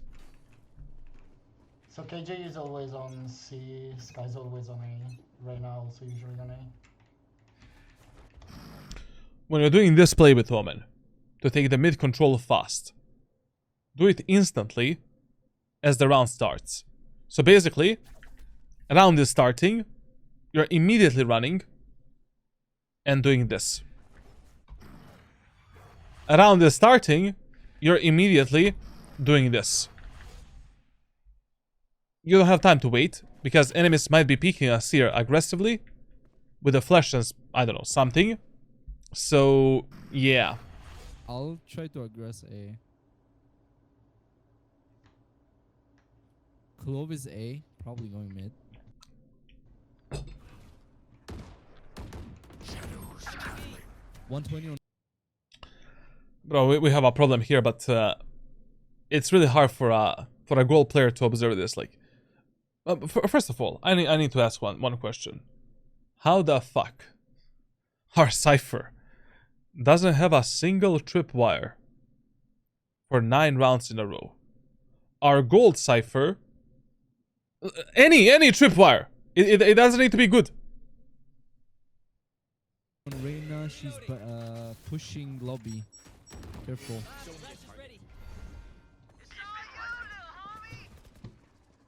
Listen, whenever enemies are flanking behind you and pushing behind you, you need to ask yourself one question.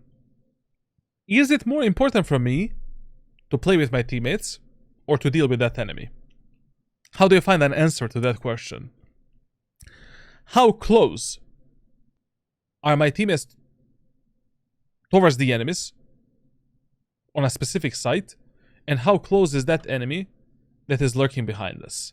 Like right now, 120 on Reyna. yes, that Reyna can get in a window and fuck us up.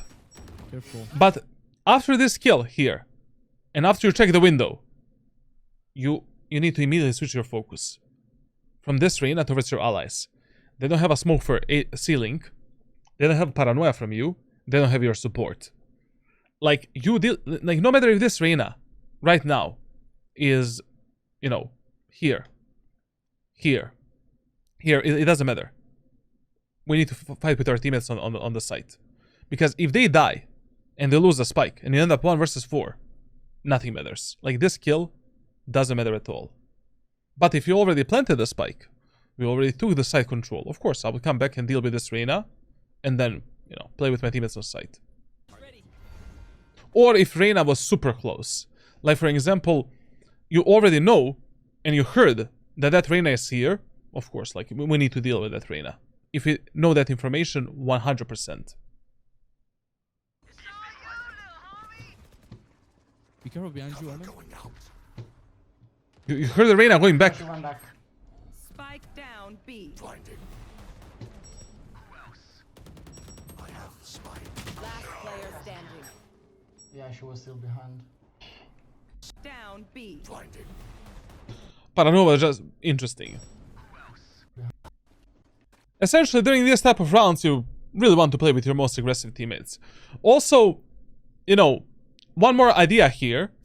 If you're getting in a sandwich, so basically one enemy's window, and your teammates want to go B, and we already have one smoke Shadows traveling. for the A-link. Smoke the window. Cover going out. Fact. Isolate this angle. Get into the site as fast as possible. Take the backside space with your team and fight enemies in front of you. And then deal with the Reyna later. I think I should activate it from here because Yeah. my ult is fucking short. No distractions. Shadows traveling. As a final reminder, one of your main mistakes when you're taking the main areas of the map is you're over-focusing on your utility usage instead of focusing on what is in front of you. Like, brother, I'm not gonna do a single smoke, paranoia or utility until we clear the A-long.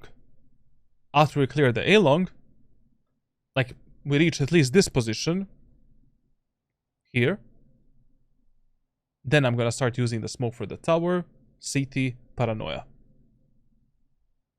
Because if enemies are fighting here aggressively, I definitely want to use a paranoia to push the enemies with operator and pop flashes back from here, clearing this spot safely together with my allies, and then we're taking the side control. Don't mind. One shot, couple. Isaac. Cover going out. Reloading. Now, listen, whenever you have two shrouded steps with Omen, and you get stuck in the A-long area of the map, try to teleport here. You know? Like, if enemies give you, no matter what type of smoke enemies give you, you will always see the enemies at the backside and tower from this position. Try to maybe get a frag. Just make sure to teleport on this ledge right here. Because anyways, we're not doing shit.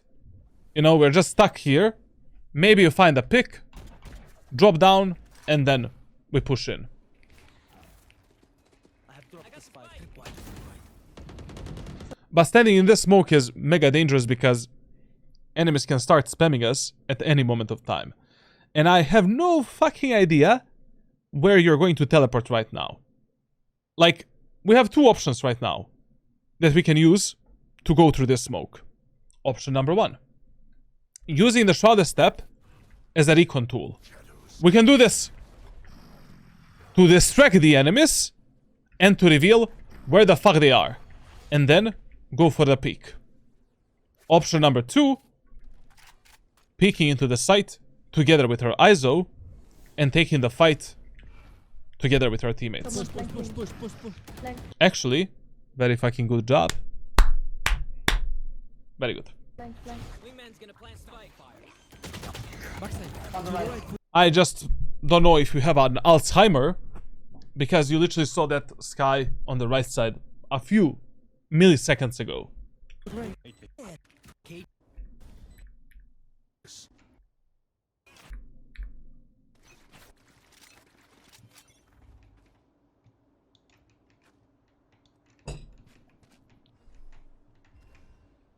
What we are doing here is actually a solid idea as well.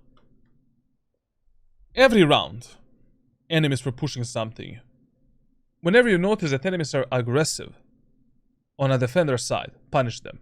In this round, I would maybe even buy the operator to hold the enemies in A short, A long, and behind us. The only problem that we have is that We don't have a trip for C long. We have nobody in window, and no one holding the garden push. This can, you know, we cannot have like 4 people holding aim and area of the map. Reloading. Enemy spotted. Solid, very good. Now we can push. Enemy spotted. What is this tripwire? Mickey Mouse? Jar, bro.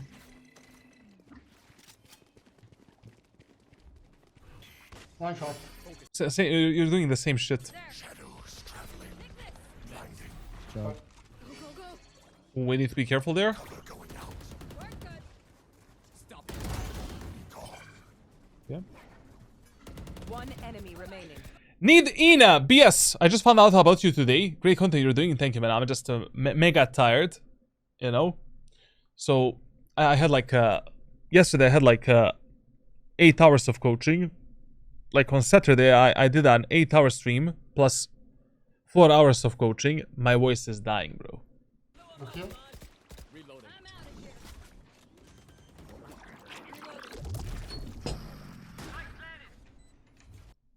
Okay, execute. Fine. Whatever. I'm just wondering, you know, what are, if you're doing this on Haven during the post plans, what the fuck are you doing on other maps? Like, if I was you, you know, there would be 3 things that I focus on attacker side in the following months. Number 1, fixing how I take the main areas with my team. Like adapting a bit better to the pacing of your teammates. Number 2, fixing the timing for my utility. And number 3, fixing my post plans. Like in the post plans, your positioning is out of this world. We cannot play this box almost ever. Like this box you can maybe play if you have smokes below yourself. And I don't know why would you even play them then. You know? Like on this spot you're in a huge angle perception disadvantage. Enemies from the CT, they see your legs before you see them. You're cooked. Fucked. Very good that we end up. But even this spot is like, why would you be here? Maybe flank, maybe saving. Yeah, probably saving.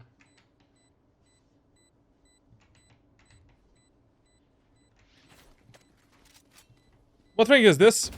Gold. Oh shit. Gold. Gold 3. Now listen, like if it is the last round of the match, definitely in this post plant I would have hunted this Killjoy all the way to the grave, because we need to take her gun out, and already, you know, as soon as we ended up 5v1, I would have run for this Killjoy. Cypher, can you put a tripwire for flank? The hunt begins. When you ask your teammates to give you the utility in these low elo lobbies, tell them exactly what you need. But exactly. Don't tell them, Cypher, can you put the trips for flank? Tell them, can you Cypher, can you put the trip right here on my ping? Because Am I gonna try? what the fuck is this? I can blind them. You pick 3, 2, 1. Stealing sight. Show me a target. Shit. Up and away. Cover going out. Go back, go back, go back, go back. Shadows traveling. Brother. You know, enemies were always peeking short. In the last round we killed the Clove on short. Gun out, be ready for the fight. To be honest, I will not be ready for the fight only because we don't have a short control. But look at the tripwire that we have, man. This tripwire is criminal, man. Criminal. Right now you can die from the window, both you and Gecko. They're rotating already. Stay here. Criminal wire, bro.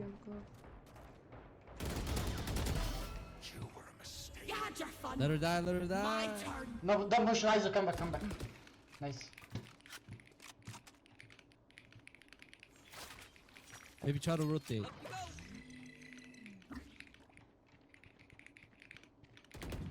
Sit down. Good kill. When it comes to the mechanical problems, crosshair placement is like the first thing that I would work on. Like if I was you, I would spend the next whole month just working on a crosshair placement. Fuck the reaction time, fuck the raw aim, fuck flicks, fuck everything. Crosshair placement needs to be better, with better movement. Fuck the Kovas, fuck the aim labs. Like spend every day 2 hours in a custom server deathmatch, team deathmatch. Actually, that regular deathmatch is better for that. Work on the crosshair placement. Like this is criminal. Nice. And how you peek and clear the angles.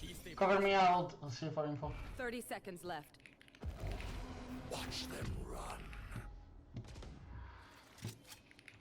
Clear. Shadows traveling.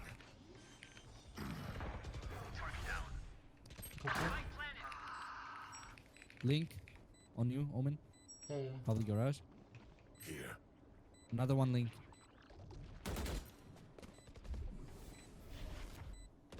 One enemy remaining. Okay. Okay. I think that you have a really solid idea. You know what you should be doing on the attacker side better. The only thing I'm gonna mention here is like, as I said, when it comes to your raw mechanics, you literally need to spend one whole month just working on better movement and better crosshair placement.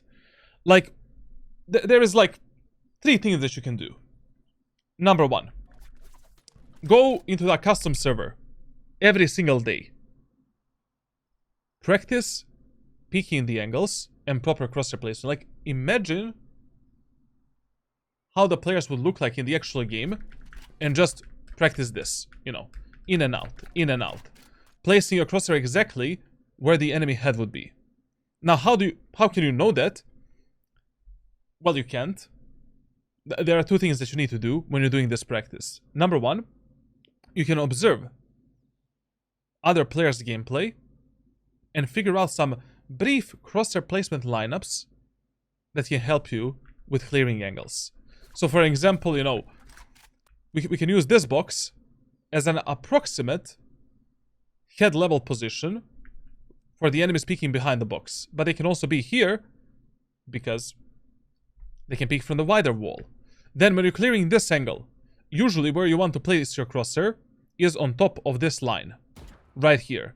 So we can use that line as a crosshair placement guidance to kill the enemies. Then, when you're pushing the C-long, for an example, like we can use this box as a crosshair placement tool. The top of the first box is the headshot position of the enemy peeking behind the site. We can use the plateau as a crosshair placement lineup if the enemies are here. Our crosshair should be exactly on top of this position there. So you can use the lines on the walls and the boxes to train your crosshair placement. Now, the second better thing is playing hide and seek. Like, you invite your friend to play hide and seek. Like, your friend is hiding somewhere on the C side or in the C long, and essentially you're clearing every angle one at a time, slowly.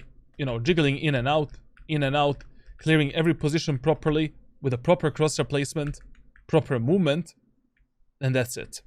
Being ready for every fight. Unfortunately, in Valorant, we don't have any retake servers, any other practice, like, because Riot Games are just, you know, they want us to spend money on skins, essentially. And that's it. Now, the second thing that you can do is play at least like 2-3 death matches per day, regular death matches, and simply focus on the crosshair placement. Nothing else. Just where you place your crosshair and how you pick the enemies on specific angles. 2, 3, 4, 5 death matches, regular death matches, and that's it. Fuck the TDM, actually. Like, regular deathmatch is much better for building the crosshair placement. Like, what you can do, you spawn somewhere in the deathmatch, let's say C site. Hold the C long. Observe where your crosshair should be to kill the enemies there. Hold the CT push. Observe where your crosshair should be when the enemies are peeking from here. Hold the garage push here. And wait for the enemies. Yes, you're not gonna hunt for the kills in that deathmatch. But we're just making sure that your crosshair is at a head height. Now the second time when you play deathmatch, behave like you're on the attacker side. You know? Like, push everything. Like, clear the angles. Like, clear this spot. This spot. Try to have the perfect crosshair placement for everything. Like, there is no other way. The third way is buying private coaching, because I sometimes do with my students in the private coaching sessions. Because the best way to practice this is in a custom server with a friend. You know? And I cannot find a friend for you if you don't have it, basically. Sad life. Sad life. Okay, that's it when it comes to attacker side. Okay, now let's see what our friend Lucifer is doing on a defender side. I promise I'm not gay. So, default bomb site, number 1 priority. A site. Number 2 priority, C site. Number 3 priority, B site. Haven is a slow rotation map. What does that mean for you? That means that in the first 4 rounds, you should rotate on the first contact between enemies and your teammates. But after the 4th round, in the 5th round, you need to ask yourself a series of questions before you leave any location open on this map. What can the questions be? Like, how did the enemies play the previous 4 rounds? On a macro and micro level. What is the enemy's economy? How many enemies we saw on the opposite part of the map? And the list goes on. Now, on Haven, first round, you always play on A site. And we play the classic pistol shorty strategy with Omensky from the rank playbook on my Discord server. And our friend Lucifer is already doing that because he got the playbook. He's different. He is different, bro, you know? Now, second round, we play always in the garage. Always. Why? Whenever enemies on the attacker side are eco, hull buy, bonus, or they're playing some kind of a force buy, chances are above 80%, like 80 to 90%, that the first contact between your and enemy team is gonna happen somewhere here. And you want to be able to support your teammates everywhere, while in the same time keeping the garage control. So if you, I don't know, if you win the first round, in a second round you can buy the, you know, outlaw with a light shield, regen shield, heavy shield, I don't know, some utility, lock in the garage, for an example. You can buy the bulldog with a heavy shield and utility. You can buy the judge with a heavy shield and utility and play basically around this smoke and kill the enemies as they're going in. With this smoke you can also overextend and try to kill the enemies that are using the drone to scout you out. You can buy the stinger with a heavy shield and shorty and utility and play basically a common angle, defending the garage like this and playing fast rotations. If you lose the first round, always do the classic pistol shorty strategy right here. Simply wait for the enemies. If enemies are droning you, drop a smoke like this, dodge the drone, dodge the utility, get in, kill the enemies, play like a kamikaze, play like an aggressive gorilla. That's it. Now, the final tip, general tip that I'm gonna give you, is whenever you have no idea where the enemies are gonna go next on Haven, start somewhere here, essentially. Just play fast rotations between C and A while keeping the control of the garage and B site. Because if you start on A and you guess wrong and enemies are pushing C, good luck.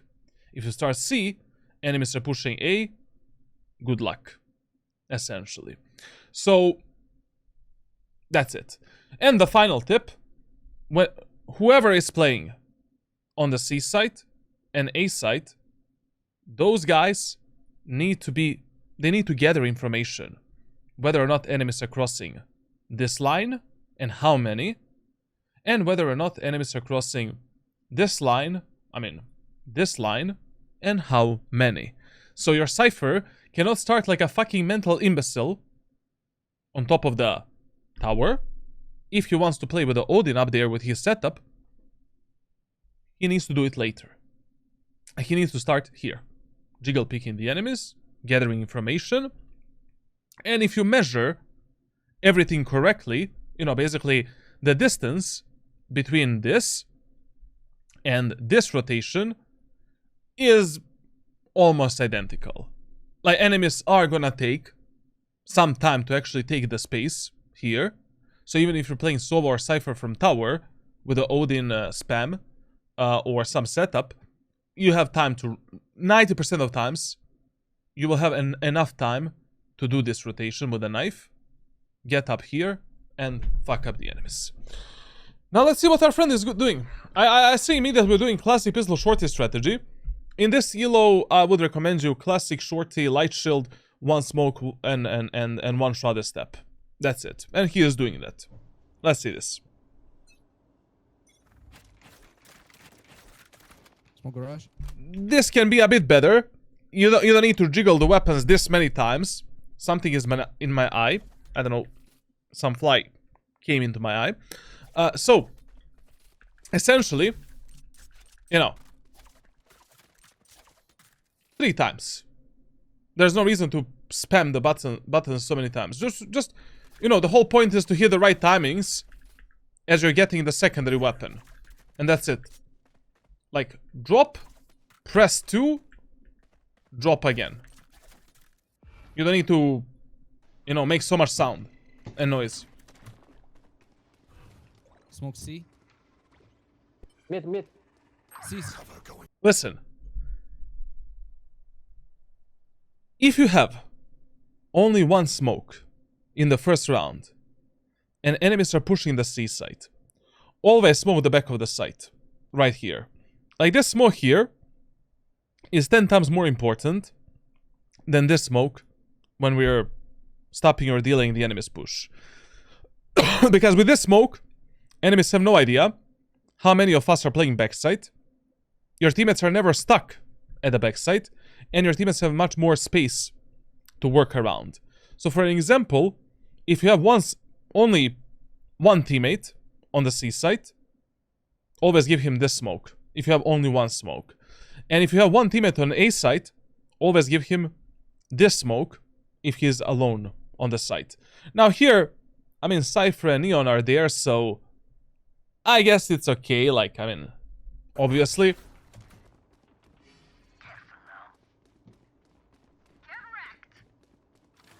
Now, why do we gamble in the first round on A site on Haven?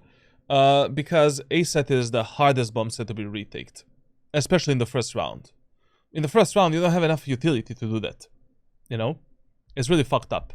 So, yeah, that's the reason. Main reason. One of the reasons. Enemy spotted mid.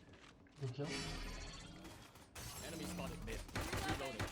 Listen, on every single map in Valorant, on a defender side, in the first 4 rounds, fuck the map control. Like just focus on refragging your most aggressive teammates or teammates that have the highest chances of dying. And that's it. Fuck it. It is not that important in ranked solo queue. Like, you care about the map control only after the 4th round. Because after the 4th round, you will already have an idea how enemies like to play, how much they like to lurk, flank, rotate, fake, and stuff like that.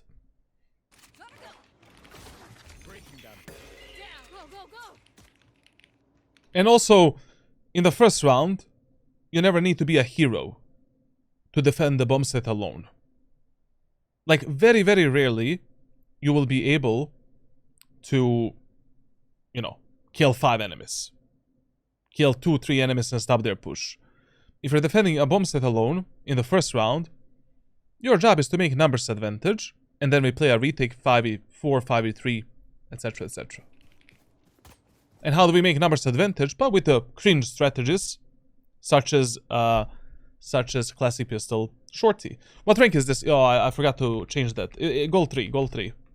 Gold 3. One spawn. Weapon here. You see, this is a mistake. For an example. One spawn. Like, actually, it's not. It's actually good. I would probably do the same shit. Like, you saw the Killjoy on the right side, right here. But your Neon and ISO are playing together. Your Gecko is playing alone. So it makes more sense to double up with the Gecko. It's okay. It's okay. But this is a huge problem right now. This smoke here can lose us this whole round. Listen, if you have true numbers advantage, you have the clean fights with the enemies. Enemies don't have anything that can fuck you up, like better guns or some abilities. Just take the fights purely on the refrag potential. Only use the most necessary abilities to engage these enemies. Aftershock, if enemies are stuck somewhere. Stun, flash, maybe. Neon stun, to run them down. Jet dash ability, you know? But stay away from using any smokes and any teleports. Because enemies might fuck you up on timing, and they might use your smoke against you. Like, they can get into this smoke, you know? Now with this smoke, they can separate you and Gecko and ISO into individual fights. 2 versus 1, 1 versus 1. You don't want to do this.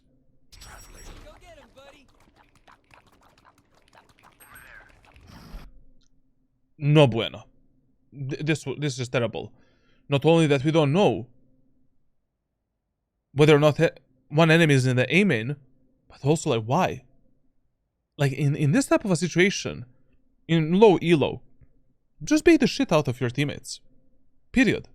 And don't let them die alone. You know, if Gecko is already playing passively here in the window, Gecko is playing here. Leave the Gecko. Let's regroup with the Shrouded Steps and play with the ISO. And just let the ISO hunt for these kills, and you just stick to the ISO's anal cavity and make sure that you're able to refrag him at any moment of time. Like, trust me, in low elo and medium elo, your teammates will be hunting kills 24/7. Like 24/7, they are hungry. You know, they only see blood in their eyes.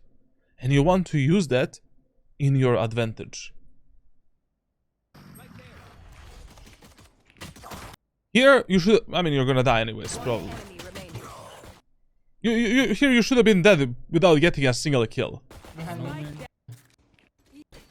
I don't know, like, this is simply overcomplicating a simple round. You know? Like, you don't want to do that in Valorant. Like, when you can simplify the game plan round, that is always better. That is why I never liked, you know, some of the coaching of advices of other ranked coaches, you know, like basically because they don't play the game enough. Like, you don't know this play. Like basically majority of Valorant players, they only see blood in their eyes. And if you do some kind of a smoke like this, brother, your teammates might push through the smoke. You don't have a vision outside of the smoke. They die alone, then you're left alone, and you know, you lose the advantage. Don't do that. Like just basically, when you make a true numbers advantage, you focus only on the most necessary stuff. Just the refrag potential, necessary utility, maybe some one-way smoke. If we can block off the enemy's vision and deny the time, one-way smokes for the post plant on the spike, stuff like that. And we are trying to abuse the hunting KDA players to refrag them and play with them. Now, second round of Haven, you always play instead of garage. And you're guarding the garage, B site, and C site. In this example, I would 100% start in the garage. Why? Based on the body posture of our Neon. Yes, in Valorant, you also need to read the body posture of your teammates. Which is crazy, but you need to do that. Chances are 99% that Neon is going for some kind of an aggressive peek. An aggressive fight. But also from the first round, we know that she's gonna be doing that. Both ISO and Neon. Now, I'm not afraid for ISO. Why? He has a Phantom, he's playing with a Gecko, playing A-site, long range area of the map, a lot of cover, and chances that enemies are gonna go in this round, in this eco round, onto A-site, is below 20%. Like, Valorant is the game of numbers. You know? Now, how do you learn these numbers? Well, through analyzing ranked solo queue environment. How do you do that? You collect enormous amount of scenarios, documents, and it takes you like 5 years to do that. Which I have done. That is why you don't need to do this type of shit. Like in this round, chances are below 20% that enemies will do the A push. Now, not everyone is gonna think in this way, so if you are playing on the attacker side, I mean, I explained on the attacker side what you should be doing, but you should play with the Neon, period. Thanks God, she's not doing it, but she took a shot. So, here we have a problem. Like, we could have killed this Omen in the garden, together with the Neon, and then simply rotate onto A site. You know, like, your teammates on A, they're fine. Aizo has a shield, he has a Phantom, he has like debuff, paranoia, whatever. Gecko has a flash, Molotov, Wingman. Like, you don't need to be here, essentially. We need to guard the B site and garage in this round. And anyways, we can just do a fast rotation from B or garage all the way to the A site. It doesn't matter that much. Now, I don't know what, I don't know what happened with the ADS there. You know, if you actually, I don't know what happened here. Like, if you were actually, I don't know what was this problem. Oh! Did I hear double click? Amazing. Listen, always use the aim down sight with a hold. Learn how to use the hold. Hold is better than toggle, and I really cannot bother explaining why for millionth time. Just watch my settings guide, or maybe some VOD reviews on second YouTube channel.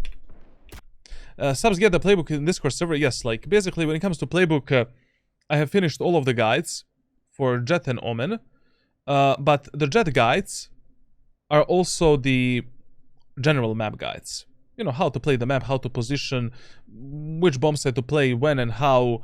And these strategies, you can very easily adapt for every agent. Raze, Yoru, Cypher, whatever. Like, the only problem is, like, you know, in the future, I need to cover, like, you know, setups for agents. Like, right now we did 3 maps for Chamber.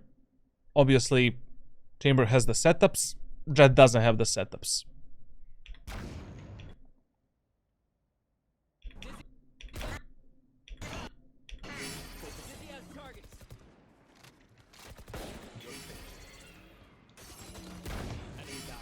Brother, I don't know what's happening with your mouse, man. You're using hold. So maybe the problem is he is using hold. My bad. You don't see it, chat. There is virtual keyboard on the left side. He's holding the right click. So maybe he switched from toggle to hold, and he's not used to it yet.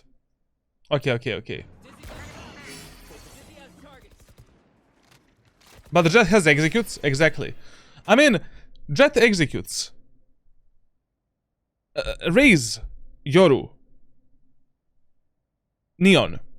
They have. You want to do the same executes that you're doing with the Jet, just with the abilities that these 3 agents have. Just use your brain. Okay. He is just not used to holding the I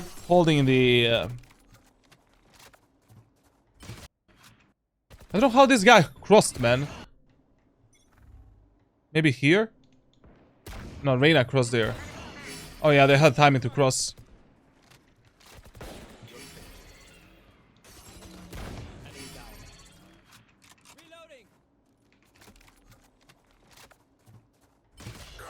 Behind.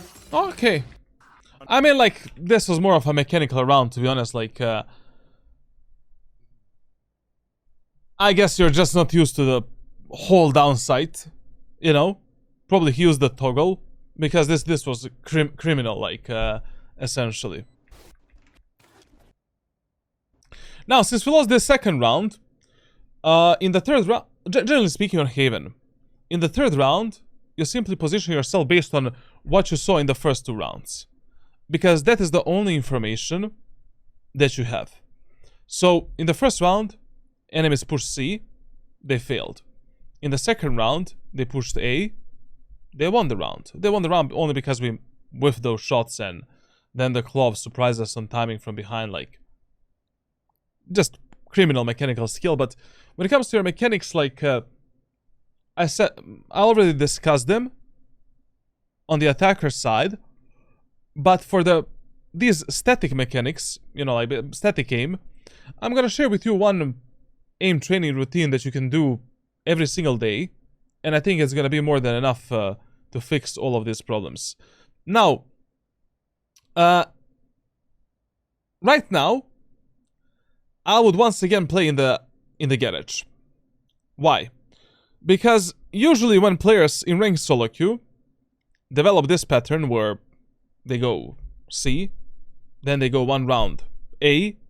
In the third round, most of the times they'll go either B or C again.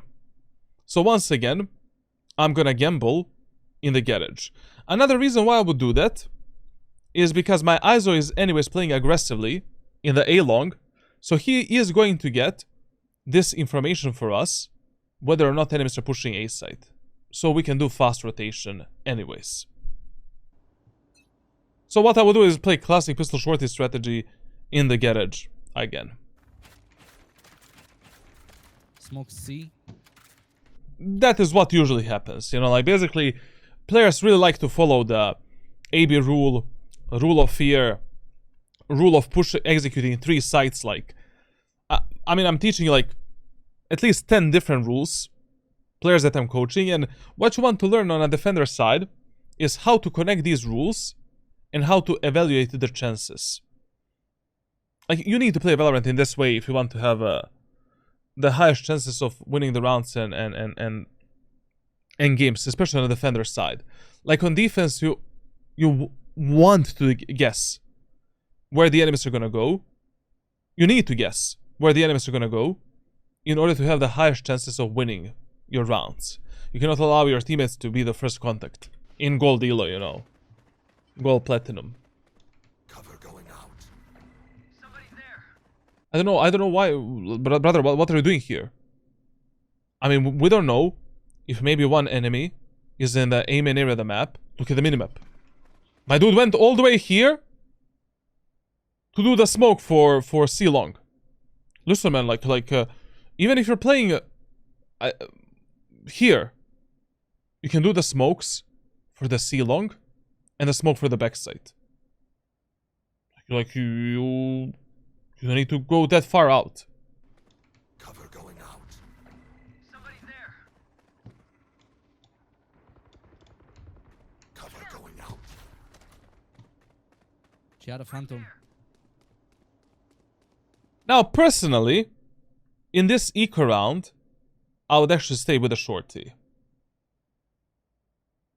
Because, anyways, you don't have a shield. And with a classic pistol, okay, maybe in this elo you're gonna take a kill. But it is also very easy to outplay the enemies, teleport behind them, close the gap with them, with a smoke. So, I mean, it's really up to you. Like, if I was in this low elo, I would just force myself in these eco rounds to actually play with the shorty a bit more. And with different weapons. And to play a bit more aggressive. So that you develop a good feeling, you know, like how to be aggressive, when to do this smoke, this teleport, that teleport. Because with Omen, repetitiveness is very important. I mean repetition, not repetitiveness, like repetition. And in order to learn the timings and proper utility usage. Don't try to pick it up. It's okay. Get him, wingman. And in this round, is it fine that you did this rotation? Absolutely. I mean, in the first 2 rounds, enemies consistently played together as 5. Only Omen was the one that was kind of lurking through mid. But we saw the Clove in the garage. So I would pre-assume that there's like at least 2 or 3 enemies there yet. And also, we are 5 versus 4. We can try to play together and do something together. They're pushing B, probably. They want to push B. Careful, careful. Now listen. When you're playing close-range weapons, and you think enemies are gonna push B, so you're playing a Shorty, Stinger, like Bucky, or enemies are close to the B site, and you want to outplay them, do this type of a smoke. And simply stand in the middle of the smoke. Enemies will never, ever spam like this. They will always spam this and this 99% of the times. Number 1. Number 2, when you do this smoke, a lot of the times, one enemy is gonna be like, ooh, look at this smoke. Now I'm gonna lurk through it and try to take space alone. And you're sitting in the smoke with a fucking Bucky, deleting that enemy. And what you can do, you know, like when there's multiple enemies in front of you, after you kill the first enemy, try to TP on top, you know. Maybe you can try to TP behind the enemies, if you think that they're all here. Depends, you know, what you hear. Let 'em push. Let 'em- Shadows traveling. If I see this smoke, I spam center. And it's your student 100%. Like right now, you know, instead of doing that garage smoke, I would have done this smoke on the B site. And simply play inside of it together with the Gecko. Easy kills. Absolutely easy kills. And plus, you know, if enemies don't have a wingman, I don't know, sky dog or any recon ability to scout you through it, easy kills. But even if they have the recon abilities, you can use the edges of the smoke to dodge these abilities. You know, like you can go in and out, and I mean, every smoke you can use to your advantage. Good, cuate. One enemy. Gecko actually has a Vandal. Okay. Well, because Gecko has the Vandal, probably the best idea was to play just a crossfire. But also, you know, gambling that Sky is gonna do a bad flash, that Reyna is not gonna flash at all, and Omen is not gonna use a paranoia, that's a bit of a huge gamble, you know. Enemy remaining. Nice. 355. Good pick. Nah. Good. El Solido. So,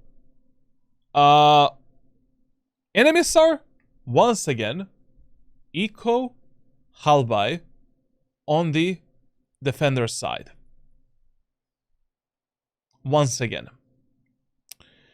In the first round, they pushed C, they failed. In the second round, they pushed A, they won. In the third round, they tried to push C and B, they failed. Here we have 2-1 problem. Like, basically, because enemies are eco Halbai, it makes more sense for you to start in the garage and defend the B side, C side, and garage. But, because of enemies' pattern of pushing and how they respond to different rounds, you know, to Rule of Fear and AB Rule, chances are simply around 70% that enemies will go A. So, I would take those chances. Like, there's two options in this round. You either start on B and play fast rotation between both sides, or you start on A, locking down the A side. But I would probably start on the B side, to be honest. Probably. Just to be safe. Especially in this elo, like, this is like gold, platinum, bro, like silver. You know, even though you have ISO with a shield and long range gun in A long, I mean, only God knows what's gonna happen.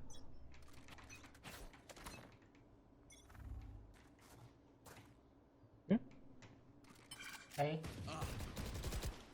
Cover going out. Oof. Bad mistake. We should not have done this smoke. You want to fight the enemies. Why would you smoke that? Enemies are playing an eco halberd round. You want to fight the enemies. Plus your ISO is very low HP. He has a shield. Take a fight. Like, enemies don't know that you're here. I mean, the whole point of the strategy that you're doing right now is to bait the shit of the out of the ISO. Like, if you're playing here and one of your teammates is playing here, let the ISO. You have two options. Use the paranoia, flash the enemies back, take the fight with the ISO, take the kills. After the kills, smoke, get the fuck out. Option number 2, bait the shit out of the ISO, let him fight. Chances in this elo that enemies are gonna clear this angle after they kill the ISO, 50-50. 50-50. But I would take those chances. Anytime. Come back, come back, come back. Very bad. Don't showcase yourself. Like, ISO already made the footsteps.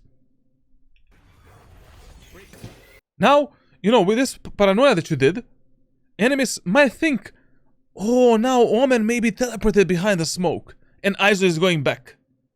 You didn't show yourself. Like, basically, you didn't show yourself here for this to work. Like, we had 3 options, actually.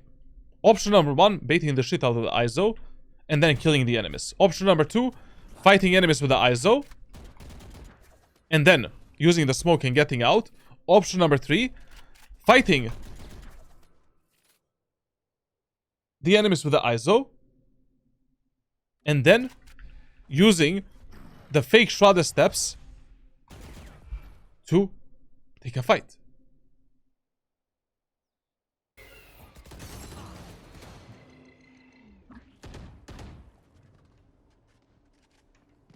Still on.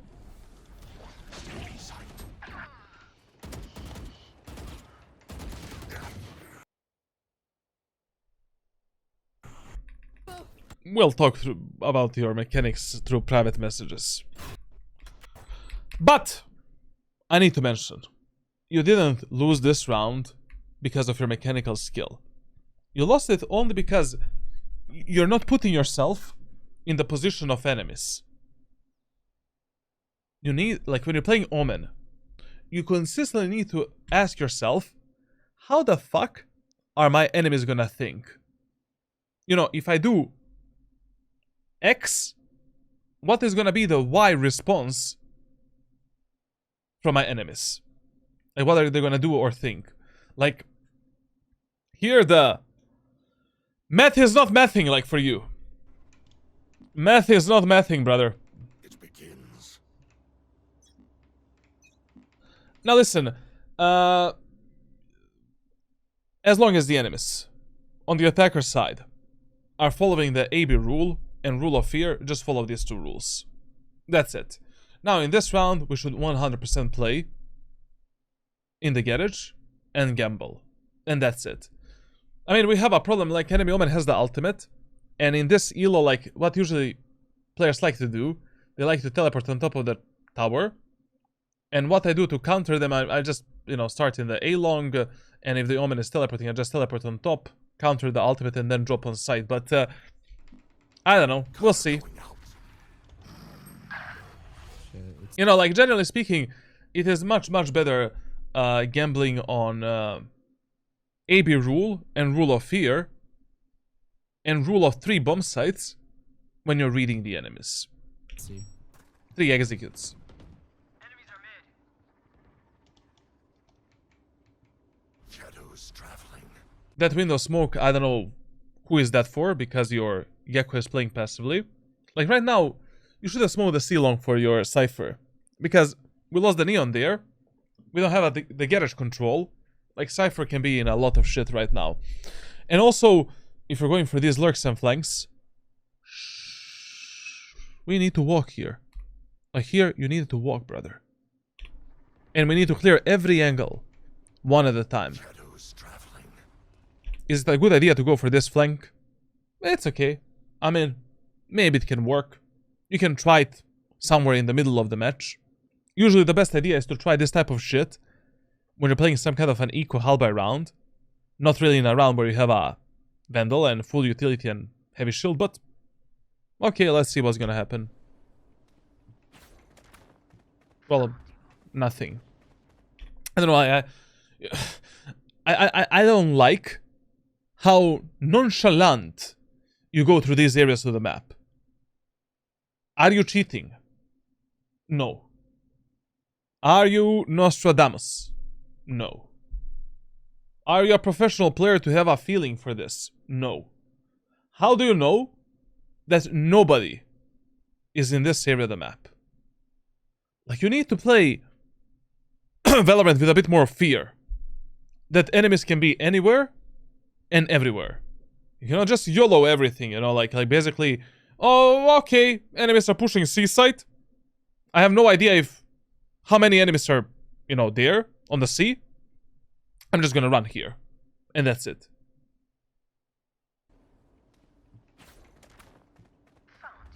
With the knives out. 10 seconds first smoke. Spike planted. Wait for me. Last player. But as I said, instead of using the smoke for the window, we needed to use some kind of a smoke for the C site. Like either a deep smoke or the bomb set smoke to help support our Cypher. I mean, generally speaking, always, whenever enemies are pushing C long and through garage, and we don't have this control, and you have a teammate on site, you need to give him the smoke. He needs to have this. Especially if the Cypher has a setup around the smoke. Here, GG. That's it. You save the weapon, that's it. You're 1 versus 5. Enemies have the killjoy nanoswarms and ultimate. You cannot win this. It is 10. I would try to win this round only if it is the last round of the match. It's impossible. Like, you need to be 6 ranks above these players to win this right now. Player standing. I mean, I don't even want to watch this right now. Like, it's just stupid what we're trying to do. You go out. TP. Done, job done. You're not gonna, like, you don't have time to do this. Like, enemies need to make so many mistakes. Like, you're relying on a lot of luck right now. Our economy is 0. Like, some rounds are simply unwinnable. Or there's 1% of chance to win them. We are 10-6. After this round, 10-7. Why don't we try to save the gun and win a 11th round? Basically, next round. Where we have much higher chances of winning it because we are 5v5 again. Shadows traveling. Especially because here, like, enemies can be anywhere. Like, they can be on the B side, they can be in the garage. Like, if the C side was a bit more simple, you know, where you don't have so many choke points, maybe you can try to do something. But I like the place, I like, you know, this type of stuff, but just no time for this. My ultimate is ready. And I like the confidence. I like the confidence, to be honest. One enemy remaining. I like the confidence. What's another death? That was insane. You see, this was the end problem. This was the ending problem. Like, Nanoswarm's ultimate, like, even if you killed like 5 enemies basically, just for nothing at the end.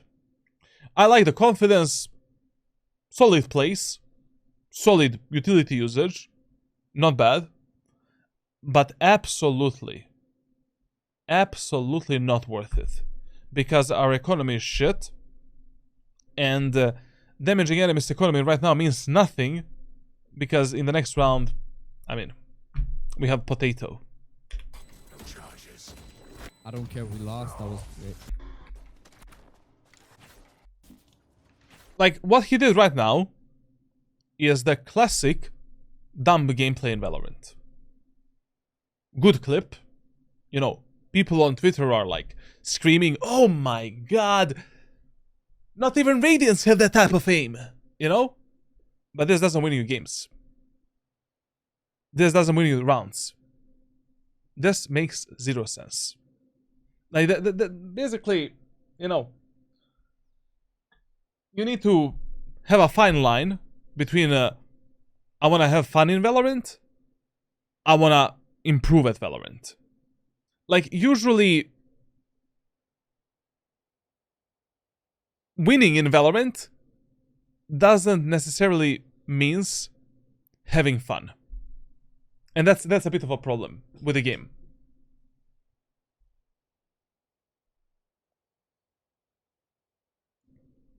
It should be fun, but the game is just designed in a way where it is very mentally taxing. Every round matters a lot. You need to track a lot of different stuff in order to win. And, you know, for example, today I had a lot of fun. And I played much better than I usually play. But I didn't win all of my games. Why? Because I was just running it down. The first match, full run, I was just running, you know, taking every fight that I can take. The only matches that we won was actually matches where I was actually focused and I was trying to win. With Omen, for an example, on Bind. Cover going out. There you go. Now, brother, we know exactly where the enemies are gonna go in this round. Exactly. So, in the last round, enemies went C, and they're following the AB rule. Enemies have Omen ultimate. Enemies have Killjoy ultimate. Based on all of this information that we have, chances are solid 80% that in this round enemies are gonna push A. We need to figure out the counter for the Killjoy ultimate in A short, or maybe try to fuck up the potential enemy Omen ultimate in the tower. What I would usually try to do with Omen, especially if I'm playing some eco Halberd round, I would try to kill the Killjoy here. Essentially, I would play, once again, you know, with a shorty here or with a bucky, and try to surprise the enemies. Or sometimes what I do, I let the enemies plan the lockdown, and then I do this type of a smoke, and then I go for a suicide play with a bucky, and I try to kill the Killjoy, her ultimate, and, you know, save the site for my team, essentially. Cover going out. Now, obviously, everything that I'm teaching you here, like, these are just the chances. Like, it doesn't have to be like this. But 80% of times, if enemies have this pattern of pushing, and they have a Killjoy ultimate, and the Omen ultimate, expect the A push. Stinger, light shield. Nothing mid. Smokes heavy. Maybe. Hey, shot. You know, numbers never lie. Like, I don't play Valorant based on my feeling. I fuck the feelings. You're not in a relationship with this game. You know? You need to play based on the rules and numbers. If you... Like, I think that's the main difference between my coaching and, you know, others coaching. Like, I don't know, like, other players are basing it on feelings a lot. And on VCT as well. Fuck the VCT, fuck the feelings, bro. Like, this is ranked solo queue, bro. You're playing with monkeys against monkeys. Shadows traveling. And you don't know what type of monkeys you're gonna get. Watch them run. It's full A. When you're using your ultimate to rotate, always use it somewhere safe where you can commit to that teleport. Like here, where I would use the ultimate is literally in the A-link to connect with my gecko. But there's no reason to use the ultimate here, like enemies are already swarming the site. We only have one smoke. Like, I will save the ultimate in this round. But another problem that we have in this round, what the fuck is this smoke? Like, you never want to use the smokes like this if you don't hear or see the enemies. But what I think he was trying to do is like this type of a play. Like you use a smoke, use a paranoia, teleport underneath the window. Right here. And then enemies are gonna think that, I mean, they don't know where the fuck you went, essentially. And you can maybe try to get a kill in a window and in garden, which is a good play. But just based on information that we have, like, I don't know, you should have pre-assumed that enemies are not gonna be here. Maybe. We can win this? I can blind side. 3, 2, 1. This blind that you did, okay, sure, fine. I mean, like, I can blind side. 3, 2, 1. I mean, whatever. Like, you blind literally the site. Push it. Oh, nice. Listen, in these eco rounds, half by rounds, most of the time, when you're retaking the A site with a close range weapons, if you have one smoke and shrouded steps, put that smoke on top of this box here and create a temporary one-way for yourself and your teammates. Like this. Now, this smoke here, on top of this box, allows you to teleport on top and on the bottom as well. Once you do that, you can clear the bottom. And we can use maybe fake shrouded steps to reveal the enemies and see where they are. And then pick them. Or you can extend, you know, based on information that you have. Like, we can teleport behind the enemies here. I mean, we can teleport anywhere, essentially, from top of this smoke. So the same smoke we use for the aggressive plays on attacker side, we can use it for the retakes as well. And the best time to do this type of shit is like when you're retaking the A set in eco rounds and you don't have a huge numbers advantage. Or you have no numbers advantage at all. And especially you want to do this like to disconnect yourself a bit more from your teammates, apply additional pressure, and give your teammates higher chances of winning that round. You should have played A side anyways. Push it. Oh, nice.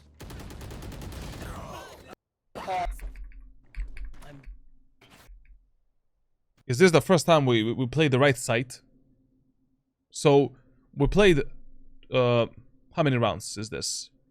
18? 6, right? We played 6 rounds, 7 rounds.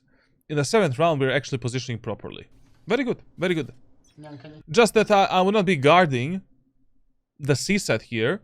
I will be guarding garage, essentially. Yo, what class of agents or agent will expose your bad gameplay habits the most?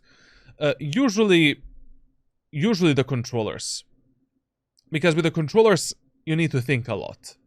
You need to have the very good map awareness, feeling for timings.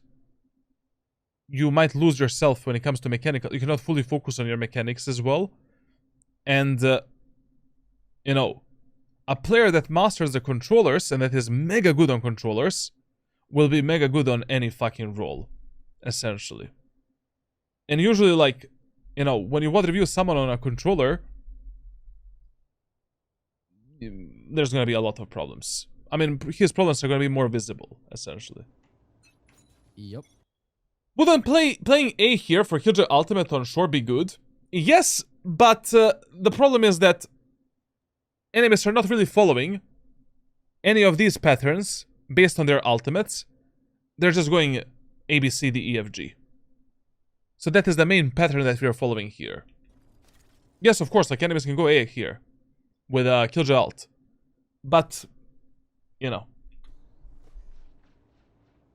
if, like, A, B pattern and rule of fear and rule of 3 executes, these 3 rules and some other rules as well, they override economy and ultimate status. Hey. Hey. Now, unfortunately, we were not right. Fuck it, like that's the gambling game. Now listen, if you have only one teammate on A site, I mean, it doesn't matter if you have one. Like, if your teammates are just playing from the site, always give them this smoke for A short, or if you think that they can defend the A site, do the one-way smoke here and do a default smoke for long. But I don't think that Taizo and Gecko are gonna do a, you know, Shadows traveling. a proper job. Come back, You Aizen. should run.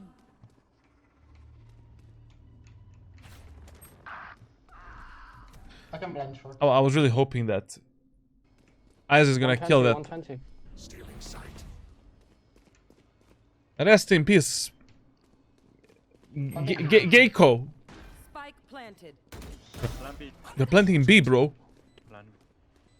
Omen TP back. Okay, we have a problem. Like Killjoy was A short.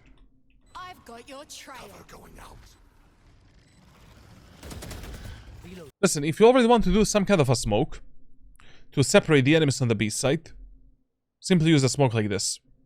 Do the smoke here, and then you can, you know, separate enemies in 2 different fights. This smoke that you did here, I mean, it can serve the same purpose, but it's okay. Like, whatever. Like, I understand the logic. Like, it's okay. It's okay. Like, it's not bad.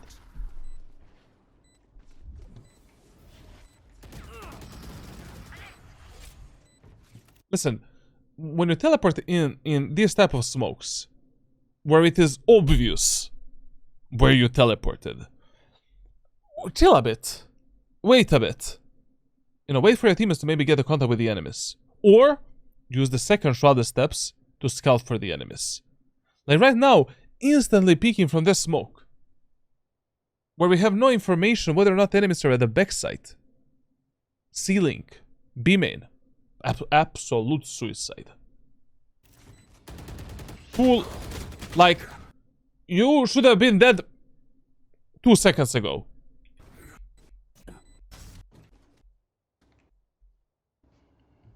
Now, once again, I would play in the garage. They don't have a Killjoy ultimate. And I was once again gamble Watch window. Oh. on these rules. Shadows traveling. Smoke C.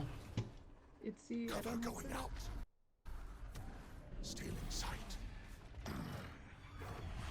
Listen, when you're doing this type of a play, you need to do it instantly, as soon as the round starts.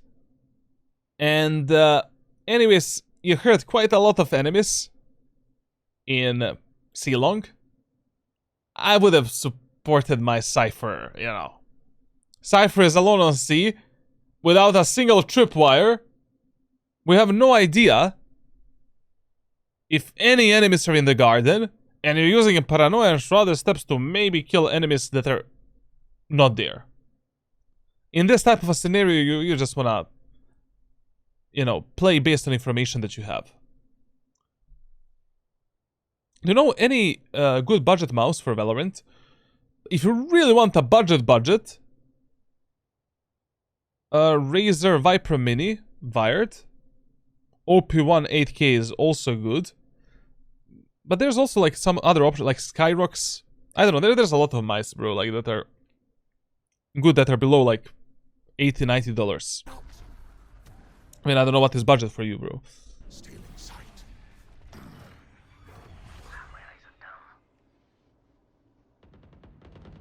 Nice try. Wiped.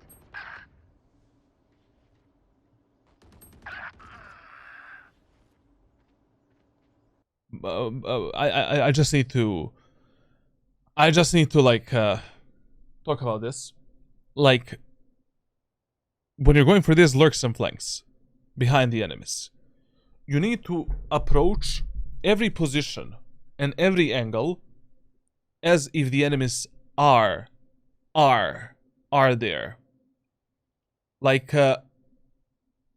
you cannot you know, go through this area of the map without properly checking any of these off angles and common positions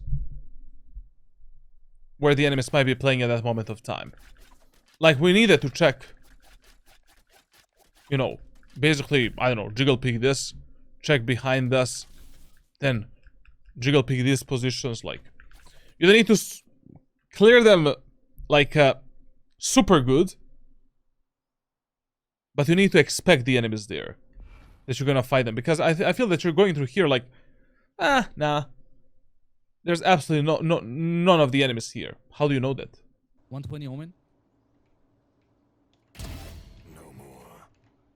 KJ on site. One enemy remaining. Spike Cinema. down C. Cinema, bro. Absolute cinema. Last player standing. Low on the right.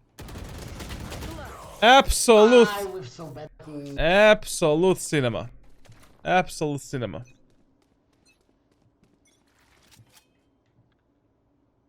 A. Shadows traveling. Cover going out. Multiple A. Coming. Blinding. Listen, like, if enemies are, like, basically on A side, if you have this smoke setup, so enemies are pushing from long and A short, and you do a smoke here Cover going out. and here. Shadows traveling. If you have time, teleport up here. Like, this is a really good off angle to maybe get a first pick onto the enemies, then drop down, use a paranoia, and try to kill more enemies. Like, try to get some off angle. Like, I mean, here you had plenty of time to teleport maybe here, to teleport here and check the short, to teleport here, check the short, and then focus on long. Like, you're playing Omen, you know? Multiple A. Coming. Shadows traveling. Coming. My ultimate is ready.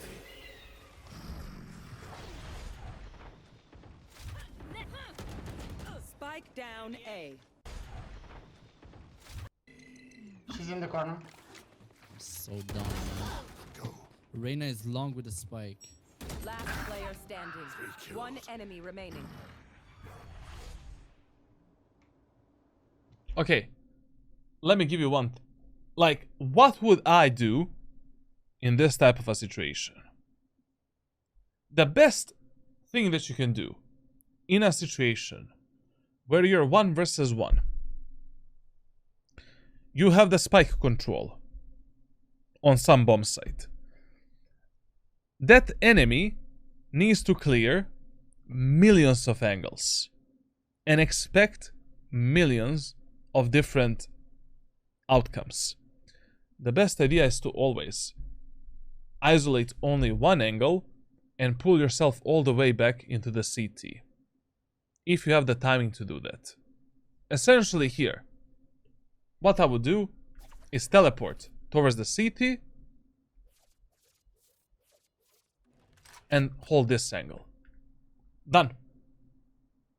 I see all of the angles from which that Reyna can come. She needs to have a sixth sense to expect me. If she's planting the spike on A side, no problem. I can just, I'm there. I am there. If she wanna go A or B or C, 99% of chance is that she's gonna go through the spawn. There is no fucking way she's gonna take a spike and do this. That is how we clutched that round, like that round on bind. Like, spike was dropped here. Enemy Cypher was here. He needs to pick up the spike. I was here with a classic pistol. I did a fake shrouded step to make him think that I went on site, and instead I only held this CT angle with a triple click. After 30 seconds, he came to the CT, triple click, easy round. You don't want to complicate these type of rounds where you need to worry about so many different angles from which enemies can kill you. Like right now, Reyna can peek from short. Reyna can peek from A-long, like, you know. And you definitely don't want to take this type of a fight with 30 health points. Like, especially with low HP or without a good gun, you cannot, like, yeah, do this. Good that we're playing Garage now, totally fine, totally solid, but, I mean, enemies were never really pushing through Garage, you know? They were usually lurking through this area of the map, like, if enemies are primarily pushing the C side and fucking your teammates on C side in the ass, try to focus on stopping the enemies there. Shadows traveling. Here, once again, we need to do the backside smoke, because without the backside smoke, you know, Cypher is dead. Here, can you tell me how to enter side with Jet? I always dash in and smoke myself, but it doesn't work.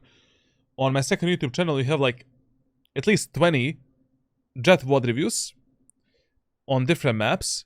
And on my Discord server, you have the rank playbook, like, where I explained every execute and every entry timing with Jet on every single map.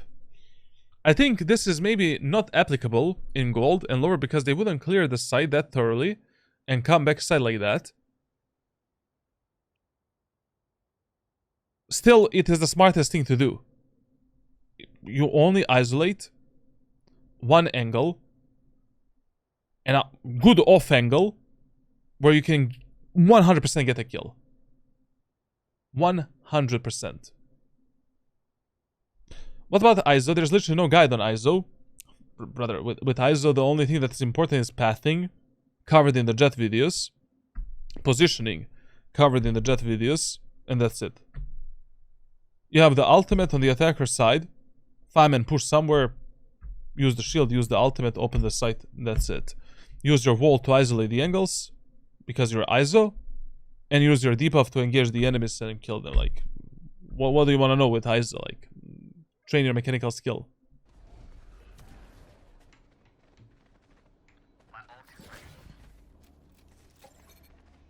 I'll run down.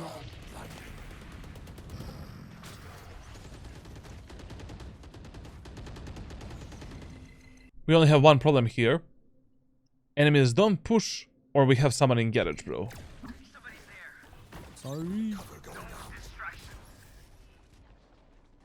You cannot play here if you don't have the garage control. Don't over rotate. They're probably gonna. Yeah, I think they're rotating back now. B. Shadows traveling. Watch them run.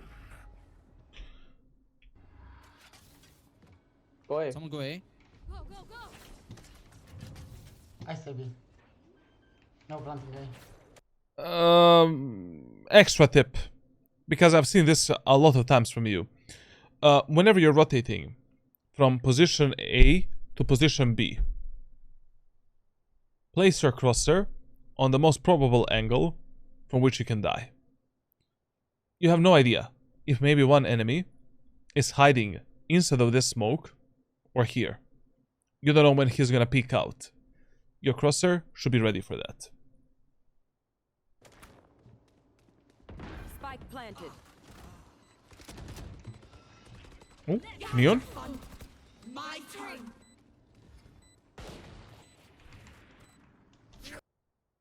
When you have one smoke for the retakes in rounds where, I mean, to be honest, in rounds where you, in any round, when you take a site like this, use the smoke for the spike. Like right now, we cannot smoke short, we cannot smoke long. We need to smoke the spike so we can half defuse the spike and then do something, you know, fight the enemies. Shadows traveling. Let her die, let her die. Kindness, map awareness, 0. One enemy remaining. Fuse, Play together, play fuse. together. Go, go, go. Last player standing. No, he got me. In smoke, in smoke.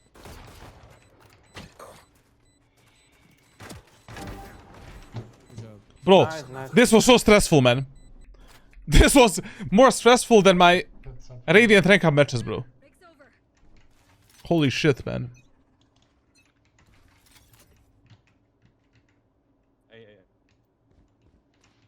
Aiming. Cover going out. Coming. Cover going out. You hear them?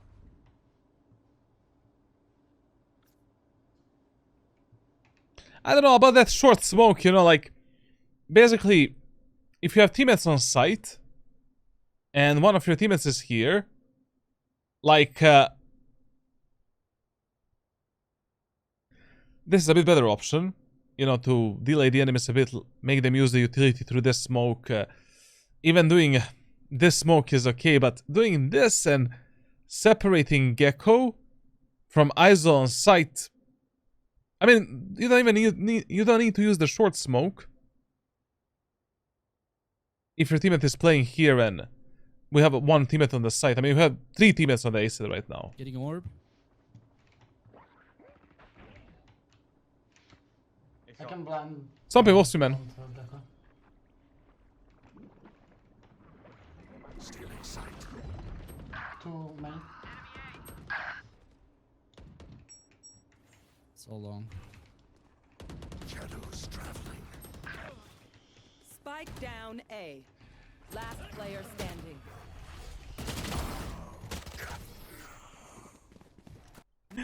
I like it. It's okay. It's okay. Like, you should be trying this type of things. Like, obviously, this was not a good play. Like, I mean, teleporting in the middle of nowhere without any smoke, any cover, like, fully exposed. Not the best play ever. Basically, on the defender side, your initial positioning is horrible, man. Like, you need to put more focus into reading enemies.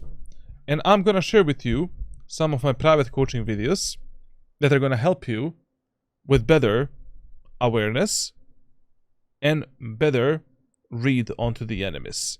Like, these videos are gonna be eye-opening to you. Definitely something that you cannot find publicly on YouTube. And yeah, like, because this is horrible. Like basically, you know, in this match, if you use the rules that I recommended you to use, we would have read the enemies like 8 out of 11 times. And you position yourself properly on a defender side 1 out of 11 times, 2 out of 11 times, which is horrific in this elo.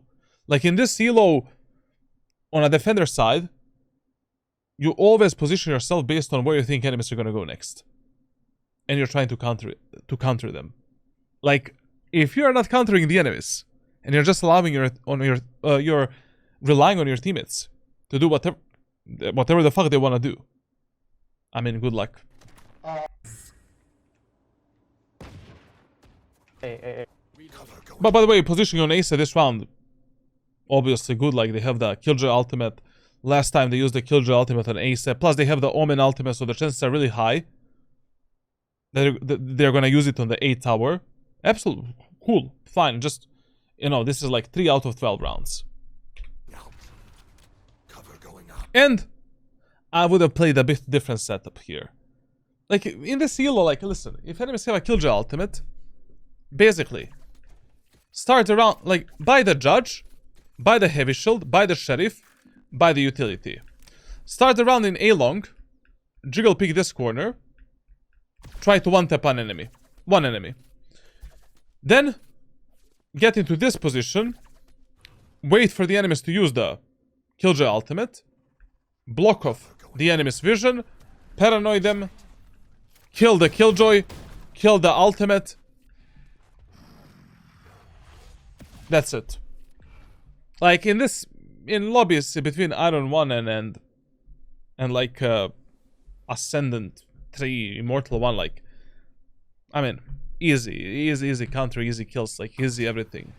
Can't go. Like, here, like, you're selling the whole site Leaving your eyes alone on the bomb site. It is GG well played, basically. Eyes is gonna die in a few milliseconds. Killjoy is gonna use the ultimate. I mean, now you are gonna die. Drop shot. Still in sight.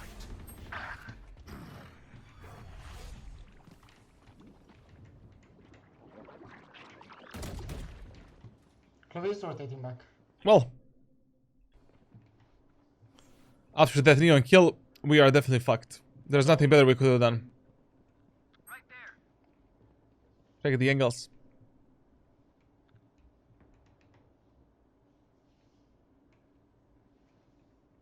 I You think should they go run. C. Spike planted.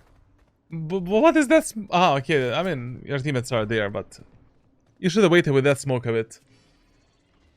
And when you're doing this type of plays, you need to clear more angles. Like I don't know if 5 enemies are on the C side, man. You need to take some time. Like here in the ghetto, like enemies can be here. One is Enemies can be here on the left side, behind the box, in the window. Like relax, you know. Cover going out. Charges. Gone. destroy the nanoswarms if you already hear them. Like what the fuck? Last player standing. Okay, pretty entertaining, you know, what, to be honest. Listen, man, the rest of the stuff we're gonna discuss through private messages on Discord, because I need to explain, you know, like what type of training you should be doing. I need to give you some aim training routine as well. Like usually I don't do that for these free VOD reviews, but it's very entertaining how you play Omen. I think you can easily reach like Ascendant 1 in less than 2 months. Like I've seen 10 times. I mean, I've coached 10 times worse players than you that got Ascendant in 2 months. So this is just comical, bro. Like literally. And on a defender side, you just need to focus more on reading the enemies and reading the game. Like you cannot just randomly position yourself however the fuck you want. That's a bit of a problem.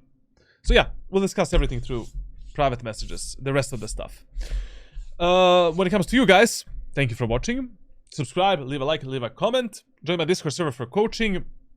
You can get these free VOD reviews and through giveaways. Tomorrow, I'm making another giveaway for coaching and stuff like that. Yeah, basically, that's it when it comes to this VOD review.